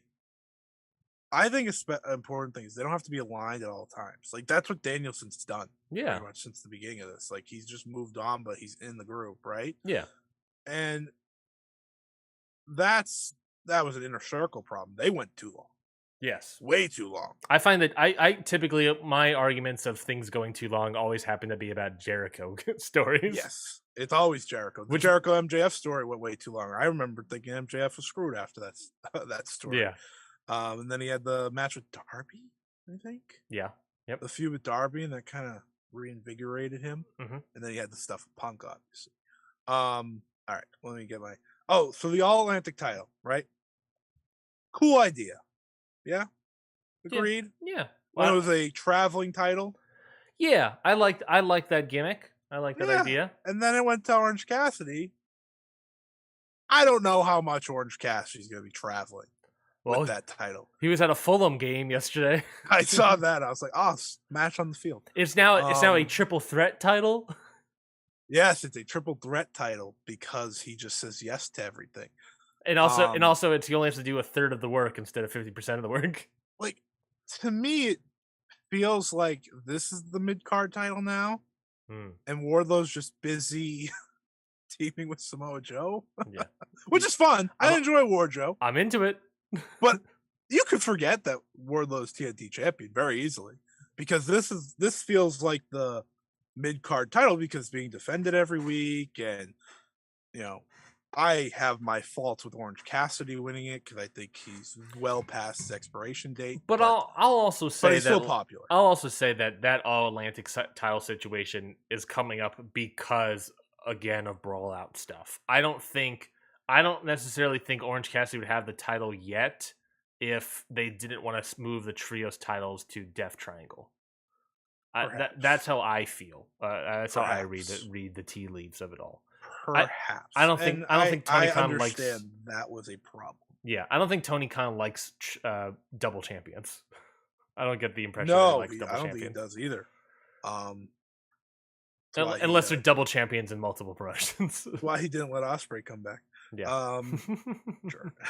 Well, So we're gonna move on to the next bit. Do you have a good final closing? oh yeah, my last one was Tony Nese and Josh Woods being on my TV all the time.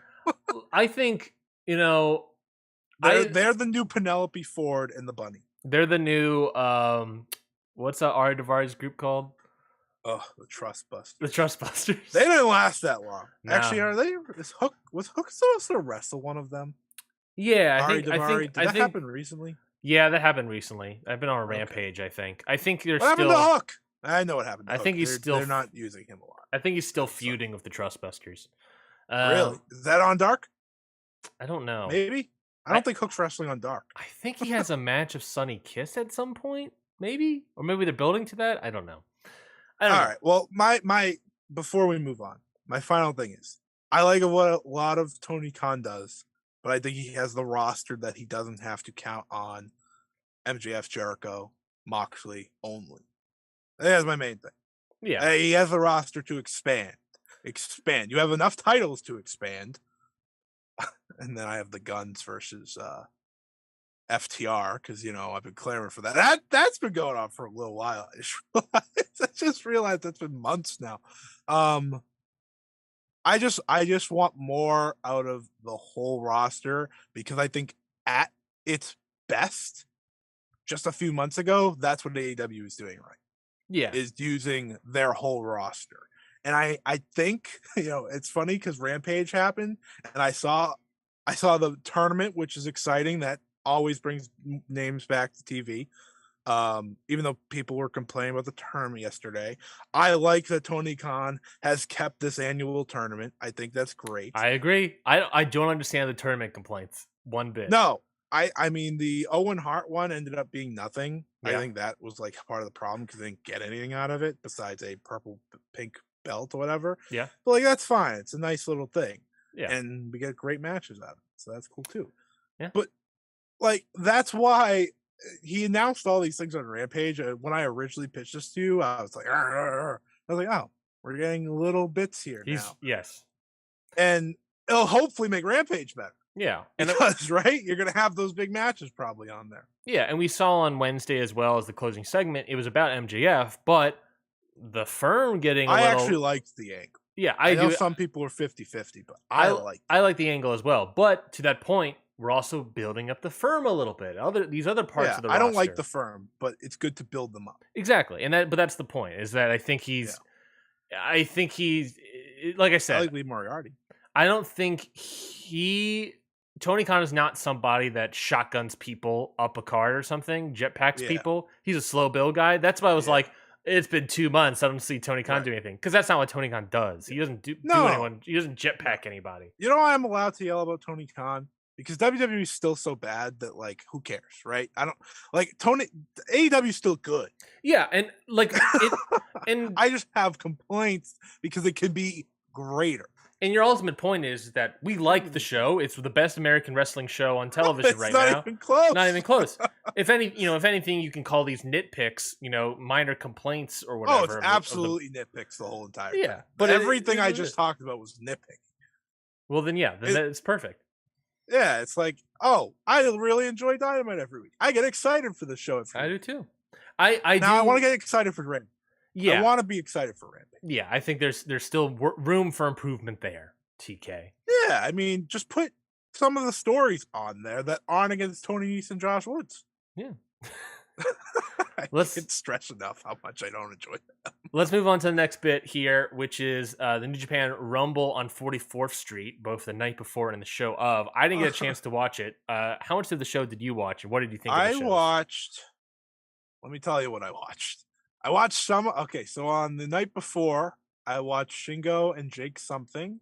Whew! And I watched the main event. Yeah, that which was elimination kinda match. nutty. Yeah. And then I watched the 2 Stardom matches, obviously. I watched the tag title match. I watched Clark Connors and Suzuki. I watched Shingo and Phantasmo. And I watched the main event, but I knew that like Shota Umino and Wheeler Yuta were beast. And Leo Rush showed up. Not just I know showed up. everything that happened. Not just showed up, but will be showing up in New Japan quite shortly. Thank God. He missed Best of Super Juniors Yeah. because he got hurt. He's been hurt all year pretty much. It's coming in This for is a nice way for him to jump back in. I'm really excited. Yeah, so night before Rumble on 44th Street, of course, was their Halloween show, mystery show. There's a lot of complaints from people, and you didn't watch the top half of the card, but there was a lot of complaints from people talking about how they weren't too happy about a lot of indie wrestlers on here. Crowbar, SAT, Smiley, Mighty Mante, or whatever his name is. A lot of people weren't really happy about that. Yeah, using local talent. This was definitely in conjunction a little bit with what's that company called? Hog, House of Glory. So yeah, so then what did you think of the Shingo Takagi Jake something match, and what do you think of the elimination matches from that show? I just want to know why Jake something doesn't have a contract with a professional wrestling company. I watched this guy and I'm like, man, he's great. I love him. Like, he's awesome. He was great at Impact when he was there, and then he left. Yeah, I'm sure they didn't pay him a lot of money. That might be part of it. And then I was like, oh well, he's on these New Japan shows, but it's like, I don't know, he's not a serious part. He's still going here, there, and everywhere. And I'm like, this guy's great. Him and Shingo were a lot of fun. Mm-hmm. A lot of fun. This is the type of match I want you to toss on Rampage. Jake something versus random big guy. Him and Lance Archer. Just let the meat swing, and we'll see what happens. I like Jake something. Put him in something. Yeah. Put him in something. And I think that's a good idea. And then the main event was a lot of fun because it's just insanity of teams. But I have a bone to pick. A bone. They had the audacity to do the Shota Umino John Moxley entrance.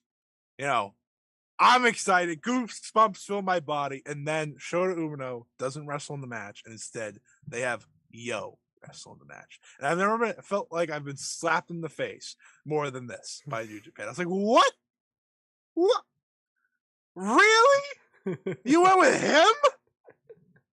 Shota Umino, and I've said this multiple times, is a different man out of Rev Pro. As in, he is the star that they want him to be any other time. And him and Moxley is always fun together. But the main event was a lot of fun. Amazing Red was there. Yeah, baby. Amazing Red's awesome. Give him one more run, please. Someone. I know he's like doesn't wrestle as much anymore. He just cares about Hog, but he should get one more run. Send him to the tag league. It's not World Tag League, but the Junior Tag League. Have him team up with, I don't know, Robbie Eagles. That would be cool. That'd be crazy. That would be cool. That would be really cool. But the match was a lot of fun. Worth checking out if anyone gives a shit. Cool. See Amazing Red. See Amazing Moxley. It's Amazing Red. Jay White. And during the match, if I'm not mistaken, John Moxley versus Jay White, world champion versus world champion. Yeah, it was pretty cool. You said you also watched the tag match in the kickoff show of the Rumble on 44th Street. It was Kylie Ray and Tiara James versus Cosmic Angels, Mina Shirakawa, and a person who didn't know their choreography, Waka Tsukiyama. Yeah, she never knows. What'd you think of this match? I thought the Cosmic Angels did really good. I was, as a Stardom fan, I'm very happy for them. I know it was big. They almost didn't make it, so the fact that they got to wrestle on this show was great. Waka was over. These two, I was wondering about how much how much the fans would care, and Same. They got them into it, which was really good. They played the babyface perfectly. Honestly, I walked out of this match saying, if you're gonna send anyone over consistently, it's probably gonna be the Cosmic Angels. I mean, and to me, you didn't send the best Cosmic Angels either, and they still worked. So, Tiara James, I know she's a local talent, so she has like 30 matches to her name. Okay. Yeah, she doesn't have a cage match here. No, she's very there's something there, but she's still very, very green. And Kylie Ray is still very good. So she's always been good. I know. Kylie Ray's now been in every fucking company possible. Except for WWE. You said you watched the New Japan Strong Openweight Tag Team match. Motor Machine Guns won the titles off of Aussie Open and beat Kevin Knight and DKC. I also heard, not only was it a good match, but I also heard that Kevin Knight looked really good in this match. Yeah, Kevin Knight's dude. Yeah, baby. He's gonna be good for them. I was impressed by him a lot. The times you got to see Motor City Machine Guns and Aussie Open in there, obviously was great. There's a chance you run it back, right? Battle in the Valley, I think, is coming up. They announced on the show, so that's a possibility. But you know what this really opens up? FTR versus Aussie Open 2. That's what this opens up. That's how I think it opens up. It opens up. It opens Aussie Open to win World Tag League. Yeah, going to Wrestle Kingdom. That's what it sounds like. Ooh, and maybe, but also maybe Motor City Machine Guns in World Tag League. I mean, Impact doesn't need them. They had the OGK beat them just to lose to Rhino and Heath. So, I love that Chris Sabin and Alex Shelley won the titles, though. I had no idea when I watched this, and I watched this the day after. Yeah. And I was like, it's a surprise. I was surprised to see that picture. I was like, whoa! Motor City. Good, great team. An all-timer team that will always be underrated. What else did you watch from this show? You obviously saw. I watched Clark Connor versus Minoru Suzuki. Yeah. How did my boy Clark looking? This was Clark's first match back since Forbidden Door, aka the match that made him, Mm-hmm. and he had another match that made him. Him and Suzuki was great. Second best match on the show for me. I think Clark Connors found something. Mm-hmm. He's found it. Yeah. He's got a little, and this isn't because they look alike. He does have a Hangman esque feature to him. Yeah. Like he's a very likable baby face. That works. That That feels like he works stiff. works stiff, fights with that fire that you kind of look for. And it took Hangman a while too, Mm-hmm. to get there. And Minoru Suzuki had his working boots on, so That's good to see. That's good to see. He has to impress Ken Shamrock. Mayu Iwatani versus Kylan King for the SWA Undisputed World Women's Title match. Mayu, of course, won. Probably unsurprising, but how'd she look versus how did Kylan King look versus Mayu Iwatani? That's what I'm really interested about. Kylan King should be getting a phone call for a contract from a wrestling company after this match. Yeah, at the very least, She from should Rossi. have after multiple matches by now. At the very least, work and Stardom a little bit more. Yeah, I mean, if she's willing to go and they want to bring her over, I think she fits because she's tall. She's very tall. Yep. I realized in this match. Yep. She is a good powerhouse, and I think she'd be an interesting add if Stardom did want to bring over someone. I don't think she's bad. I thought they had a really solid match, all things considered. First time working together. You know, it took a little for them to mesh because obviously they've never wrestled each other. Yeah. Probably the first time they met when Mayu got there. Plus translations and all that stuff. Yeah, exactly. But they did some good work here. They should be proud. Mayu was as over as you'd hope. Mm-hmm. You know, she's the one that you send over there because people know her. But I do hope that when they send Stardom wrestlers over, they take some chances. You don't always send the Mayu Iwatani. Well, we saw that a little bit with Waka and Mina. Well, right? yes, but you also send Mayu Iwatani. Of course. Point. Well, yeah, you send. Like, you send next that. time you send people, I think you send, I don't know, Micah Hameka and undercard talent maybe, or just I want to see how they translate. Put Tekla in there. Put Tekla in there. Tekla's a good one. Tekla will be a great one. I think she gets over instantly. Do Micah, Himeka, Tekla, and then also bring over. Yeah, just do a trios match. Also maybe. bring over Utami as a single star. Yeah, I'm very intrigued by when they bring over the main eventers. Mm-hmm. How they react. Once they bring in Julia, I'm scared she may never come back. And then you saw the main event. Did you also see the Shingo match? No. I did. Shingo versus El Phantasmo. Great stuff here. I liked it better than the Who's Your last Daddy match. The Who's Your Daddy match. Yeah, I liked it better than that. I don't like it better than their G1 match. I think still That's probably fair. But it was a good way to end it. Good way to end it. They did some crazy stuff here. You know, it's a New York City street fight or whatever the hell they called it. Mm-hmm. Shingo won. Shingo used mist, red and green mist, so that was great. Ooh. I think really it's worth watching all these matches, but tag title match: Connor Suzuki, Mayu King, Shingo Phantasmo, and then the main event are all worth checking out. Yeah, the show currently has a 6.86 with 6 votes on Cage Match. I'm sure they'll get more. I think Fight being terrible doesn't help. I heard that as well, that the Fight feed you can't hear anything again on New Japan was bad. I mean, you need to stop doing New Japan and Fight. I know why they do it, but man. And then what do you think of the main? What do you think of the main event there for the? Oh, I thought the main event was the match of the night. It's awesome. It was 4 great wrestlers wrestling. Eddie Kingston and Okada were so much fun together.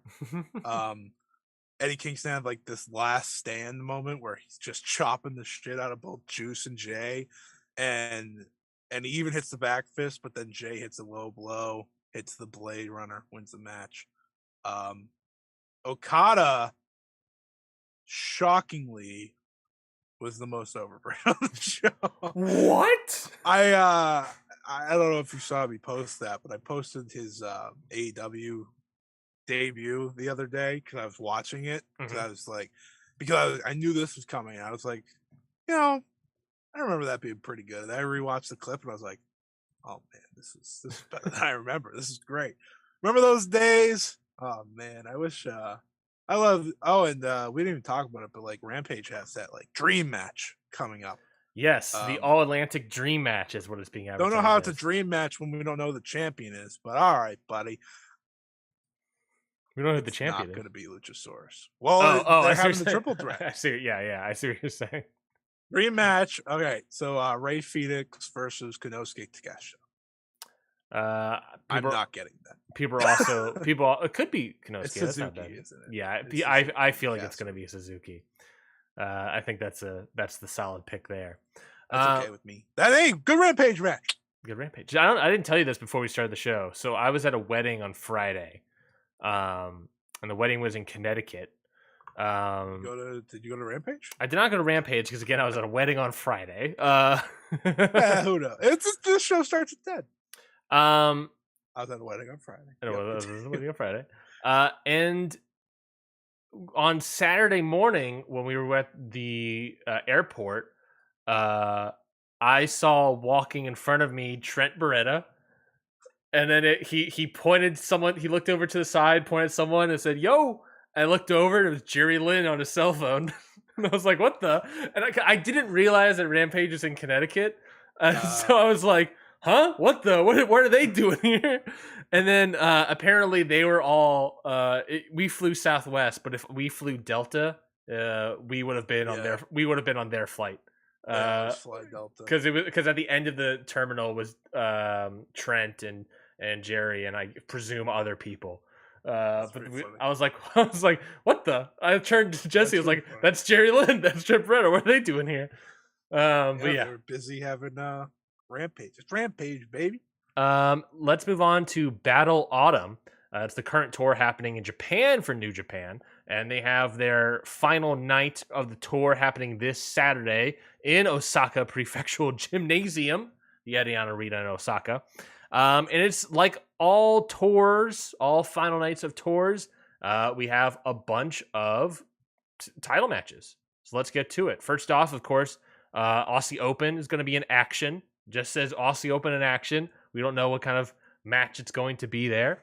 We have two semifinals of the New Japan World Television Championship match. Two semifinal matches. So Great Okan's not going to be in that one. You and I, we did not account for Keiji Muto, Great Muta to show up. Did not count for that for Toriano and all that stuff. So that was disappointing. But we're going to get two semifinal matches for the World TV title at this show. We are having what's listed as a incredible tag match. Master Wato and Taiji Shimori versus El Desperado and Hiromu Takahashi. So I think that is, of course, this is the four-way for Wrestle Kingdom that they're building towards. We have a match that may or may not be happening. The Never Openweight Championship match. Hikuleo versus Carl Anderson. So if he can make the flight from Saudi Arabia to Osaka, Japan, maybe we'll see this match. But I'm doubting it. I'm doubting it. Do you not know what it actually is? What? I'm seeing. This is what it says on their website. What is it actually? Oh, so it's Hikuleo versus Huge. Oh, did it get changed finally? Yujiro said, "I want the belt." Hikuleo, why are you bad? Let's wrestle. I see. So they're wrestling for the belt now. Remember when I suggested that? Oh yeah, you just don't have Carl. I think I said this last week. You just don't have Carl and have another Bullet Club person there. I don't know, Juice or something. It wasn't Juice. It was Yujiro. You got the Huge, baby. Oh, God, well, we know why it's not Juice, and we know why it is Huge. We also have the IWGP Junior Heavyweight Tag Team Championship match. TJP and Francisco Akira defending their titles for the second time against Bushi and Teton. They should win. Yeah, I think it's going to be interesting. I can maybe see the title changing hands, and then that way you can have like TJP and Akira win the Junior Tag League. That's a classic New Japan booking style. So, did you say the IWGP tag match? There's no heavyweight tag match currently on the show. There is though. What is New Japan's website? Why does it suck? FTR said we're coming to Japan and we're defending these titles. Oh, then maybe that it's day. versus Aussie Open because Aussie Open just says in It action. won't be against Aussie Open. Oh, interesting. So I think Aussie Open's match is specifically supposed to be separate. Interesting. Well, we'll find out, I guess, because this website. I think it might be Cobb and O'Khan. Who could have guessed that NJPW 1972 doesn't have the most up-to-date card? I know, but the main event's Survivor. Yeah, IWGP US Heavyweight Championship match. Will Ospreay defending that title for the third time against Tetsuya Naito. Whoo, baby! One final match for the Wrestler of the Year crown for Ospreay. One more to write home his claim. Yeah, this is probably his last big singles in New Japan at the very least. Yeah, definitely in New Japan. He could definitely. You know, I was talking about this with someone. I don't remember who, but he's about to have a lot of free time. Yeah, like for the rest of the year, he should just come over. Yeah, if he's not working we don't know the World Tag League participants, I don't believe yet. It's probably not him. Yeah, assumingly it's not him, he has a lot of free time. He has a lot more singles matches he could do over in America. So singles, tag, anything. We'll see. AEW's right there. AEW's right there. It looks. I'm also looking at 1972. They actually have these semifinal matches lined up complete as of today, this morning. It is going to be Evil versus Zack Sabre Jr., which is also, of course, going to be at this Battle Autumn show. Evil versus Zack Sabre Jr. Your head's tilted. I'm tilting because I'm reading the tournament. Oh, I'm reading the tournament names. All right. And the other name, which is going to be Sonata versus Ren Narita. Ren Narita beat Ishii, then beat Yano. Goddamn right. Who's on track here? Sonata, you ruined this. I will kill you. They didn't do Kenta versus Ren Narita, and I'm already upset about it. But Sonata makes sense. We were saying he has good stuff in the short sprints. The Azumi of New Japan. Yeah. Ren Narita. That was gonna be my match of the week. Ren Narita and Tomohiro Ishii, because it was awesome. Kicked ass. It was a good match. Shibata's been reborn officially. Yeah. This guy is so good already. He is so good. Yeah, man. He's gotta be in that match with Zach. They just gotta let them cook. Let them do the damn thing. I'm excited for it. But yeah, that's Battle Autumn. That's happening this Saturday. Should be a pretty good show. It's the main event should be excellent. It's that show, and then of course we have historic crossover after that, and then we're getting into World Tag League, Junior Tag League stuff as well. We have our historic crossover card, I think. Yeah, we got more matches announced for it for sure. Muda's in Again. there. Muda's showing up all over the place. Remember when he said he had 5 matches left? Now he's like 100. He had 5 pay-per-views left. Mm-hmm. 5 pay-per-views named after his ass. That's what he meant. For Noah. Yeah. My God, this guy is never going to stop. Yeah. And then once we have historic crossover, which will be happening on November 20th, we have World Tag League and Junior Tag League up until basically the end of the year. December 14th, then Road 2 shows for the Tokyo Dome, and then January 4th. Alex Coughlin announced he's going to be in World Tag League. Mm-hmm. That's all he said. They're making me want to watch World Tag League every once in a while, at the very least, just to see, because they're loading up with American talent. Alex Coughlin, Leo Rush. Leo Rush is in Junior Tag, obviously. Yeah, but maybe I don't know. Maybe he's in Chaos now. Maybe Lifeblood. Bandito and Juice. You never know. Mark Haskins is probably available. What's he doing? He was on the OTT show yesterday that no one watched. Yeah, good for him. Anyways, do we want to talk Crown Jewel, or do we just want to end the show? I'm okay not talking about. I don't even know what's happening in Crown Jewel. Okay, well then we'll quickly discuss it, It's in Saudi That's Arabia. not what I said. Let's preview the show, and I'm gonna say don't watch the show because I don't like Saudi Arabia shows. But let's preview it anyways. I'm gonna watch it. They're Right. non like kayfabe myself. shows anyways. We're not non kayfabe, non storyline Canon? shows. They're non canonical. Yeah, they are. Yeah, I know they are canonical. I remember when people said that they're like, "Oh yeah, these are just non canonical shows." It's like, no. There's title matches happening. There's title 'cause they switches. did, like There's title like switches. Triple H versus people. Triple H and Shawn Michaels versus Undertaker and Kane. Remember that? I haven't seen that match, by the way. I've never seen that match.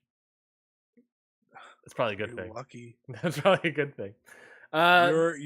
Your image of Shawn Michaels has been saved. Praise the Lord. You know the JoJo Siwa video game? All right, let's go. There's a JoJo Siwa video game? Crown Jewel. I'll quickly go through it. We don't have to do a big breakdown. It's Saudi Arabia. I don't really care about the show. Down every match. Oh yeah, Like, here we one go. word, at least. Drew McIntyre versus Karrion Kross steel cage match. Bad. Do you think a strap will be involved in this match at all again? Bad. More of a question, not really, but I guess that works as an answer. Singles match. Here we go. Omos versus Braun Strowman. Awful. Oof. Should not we're going for dud territory there. Appreciate it. 6-man tag team match. If he can make it, Carl Anderson, Luke Gallows, and AJ Styles versus Damian Priest, Dominic Mysterio, and Finn Balor. Who gives a shit? Who is gonna put more effort into this match? Dominic Mysterio or Luke Gallows? The sad thing is Dominic Mysterio is putting in effort. He's just really bad. There we go. I guess that's the answer. Raw tag team title and SmackDown tag team title match. The Usos versus the Brawling Brutes. Butch and Ridge Holland. That's pretty good. I mean, the Usos win. As long as Jay's more Usi. Singles match. This should actually slap. I'm excited for this one. Brock Lesnar versus Bobby Lashley. Oh, I forgot Brock was wrestling on this show. Saudi Arabia, man. Of course he's wrestling. What are we talking about? That should be fun. Brock's winning, but that should be fun. Yeah, totally. He's totally winning that Brock match. hasn't won in like a decade. He needs to win. He actually needs to win. Yeah, he needs to get that win back. And then, of course, your main event. WWE title and WWE Universal title match. Roman Reigns versus Logan Paul. I wonder how they're going to fake injure Sami Zayn so he can't go, since obviously he can't go to these shows. Like, you know, he's not allowed. Yep. I'm sure they're going to like fake hurt him this week. Yeah, this show is on Saturday, so they could do something on SmackDown to write him off. Yeah. SmackDown's taped, so we could just figure that out, I'm sure. Oh, it is taped, isn't it? Well, I guess I can look that up real quick. Let's see. Does anyone care if I spoil Sami Zayn? To be exact, SmackDown. Oh, I got it. Does have a match. Oh, I got it for you right now. Oh, hit right me. Here. Liv Morgan defeated Sonya Deville in a no DQ match. I don't think that's what you asked. No. LA Knight defeated Ricochet. The real life relationship between ring announcers Samantha Irvin and Ricochet was part of the story here. As Knight hit on Irvin before the match. Here we go. The Usos were in the ring to say that after they retain their titles at Crown Jewel, they'll be the longest reigning tag champs in WWE history. That brought out the team that currently holds that record, the New Day, to say they'll be waiting for their old rivals if they win in Saudi. The number one contenders came out to brawl like the Brutes are, but Sami Zayn and Solo Sikoa ran in to even the odds, and the Bloodline stood tall, so they did nothing. So they did nothing. He just won't be at the show. Yep. And Braun Strowman beat 5 wrestlers. Great. And Gunther versus Rey Mysterio happened. So something to look forward to. That's something to look forward to. And that's Crown Jewel. I don't care about the show. Saudi Arabia. That's don't watch Crown Jewel, but Logan Paul's probably gonna cook, folks. Yeah. So how long do you think that Logan Paul match is going to be? How much talking do you think is going to be in it? 20 minutes. Okay, so I'm gonna go over. Yeah. So over under 20 minutes. I'm going over. I'm going over 20 minutes. I'm gonna say 30. 30-minute class epic. I don't know if they can get him to wrestle 30 minutes. No, that's what the talking is for. That's is what Jake Paul going to be there? No, doesn't he have a boxing match that day or something he like fought that? today. Yesterday. Oh, was it today? Yesterday? Oh, then he could be there. It's a possibility to even the odds. Yeah. You can have him punch Solo Sikoa.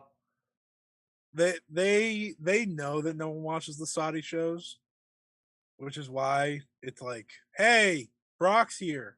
Hey, Logan Paul is a title match.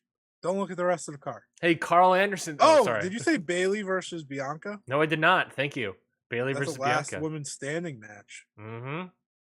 That's not a great. That's not a great stipulation for Saudi Arabia. Oh Jesus! I don't know if anyone feels the same way I do, but I always feel so uncomfortable for them when they have to wrestle there. I always do. I hate this. I hate it. It makes me squirmy. I hate the Saudi Arabia shows. I despise them. They're not redeemable shows. I don't like them. Don't like that they're having them. Don't like that they do them. Don't like that Carl Anderson's leaving to get that paycheck. Anyways, that's it for this week's episode of Ring Post Radio. What a way to end the show by dunking on KSA. Scotty, you already said your match of the week, but do you want to say any of your plugs? No. All right. Well, you can find Scotty. I'll plug you. You can find Scotty at Scott E Wrestling on Twitter. Yeah, go ahead, go try. See what happens. Yeah. I'm sure you're gonna reactivate probably this week, right? I wish I could. I'm probably gonna reactivate in like 5 minutes, but I should just delete it. Call it a day. Well, I need someone to retweet my my Ring Post Radio tweets. My match of the week then is going to be Keith Lee and Swerve Strickland versus FTR, because we didn't really talk about it too much, but that match was also really, really good. I really enjoyed that match as well. FTR, again, great tag team wrestlers. Swerve Strickland and Keith Lee, great tag team wrestlers. I love what they're doing with that team. I want to see more of it. But you can follow me on Twitter at Ryan Knight. So you can follow the whole show at CountOutPod. Subscribe to the show if you're not a subscriber. If you're just listening to this for the first time, if you're watching this on Twitter or whatever, and you're like, hey, I want to listen to the show more often, there's a little QR code there. It won't lead you to the Fiend Lore, but it will lead you to Red Circle, where you can download the show, subscribe to the show wherever: iTunes, Apple Podcasts, Google Play Music Store, Spotify. We're everywhere. Just listen to our show and subscribe. We would greatly appreciate it. Join the Patreon, patreon.com/countoutpod. Get a bunch of other stuff. We're going to have a new episode of Ryan Hasn't Seen Anything tomorrow. So go check that out. Do I know what the match is going to be? Do you know? I can tell you it is going to be... Is it this one? Is this the match? Or did this one already come out? No, that match already came out. So it will probably be this match, which is Minoru Suzuki versus Takeshi Sugiura. It is going to be that match from Noah, celebrating Noah this week, of course. We are Noah. We are Noah. We are the Noah Bounty Hunters. Did anyone win that? I didn't. It's upsetting that we never did. Never heard anything from Nasawa. Anyways, we'll see everybody next week for Ring Post Radio. Until then, goodbye.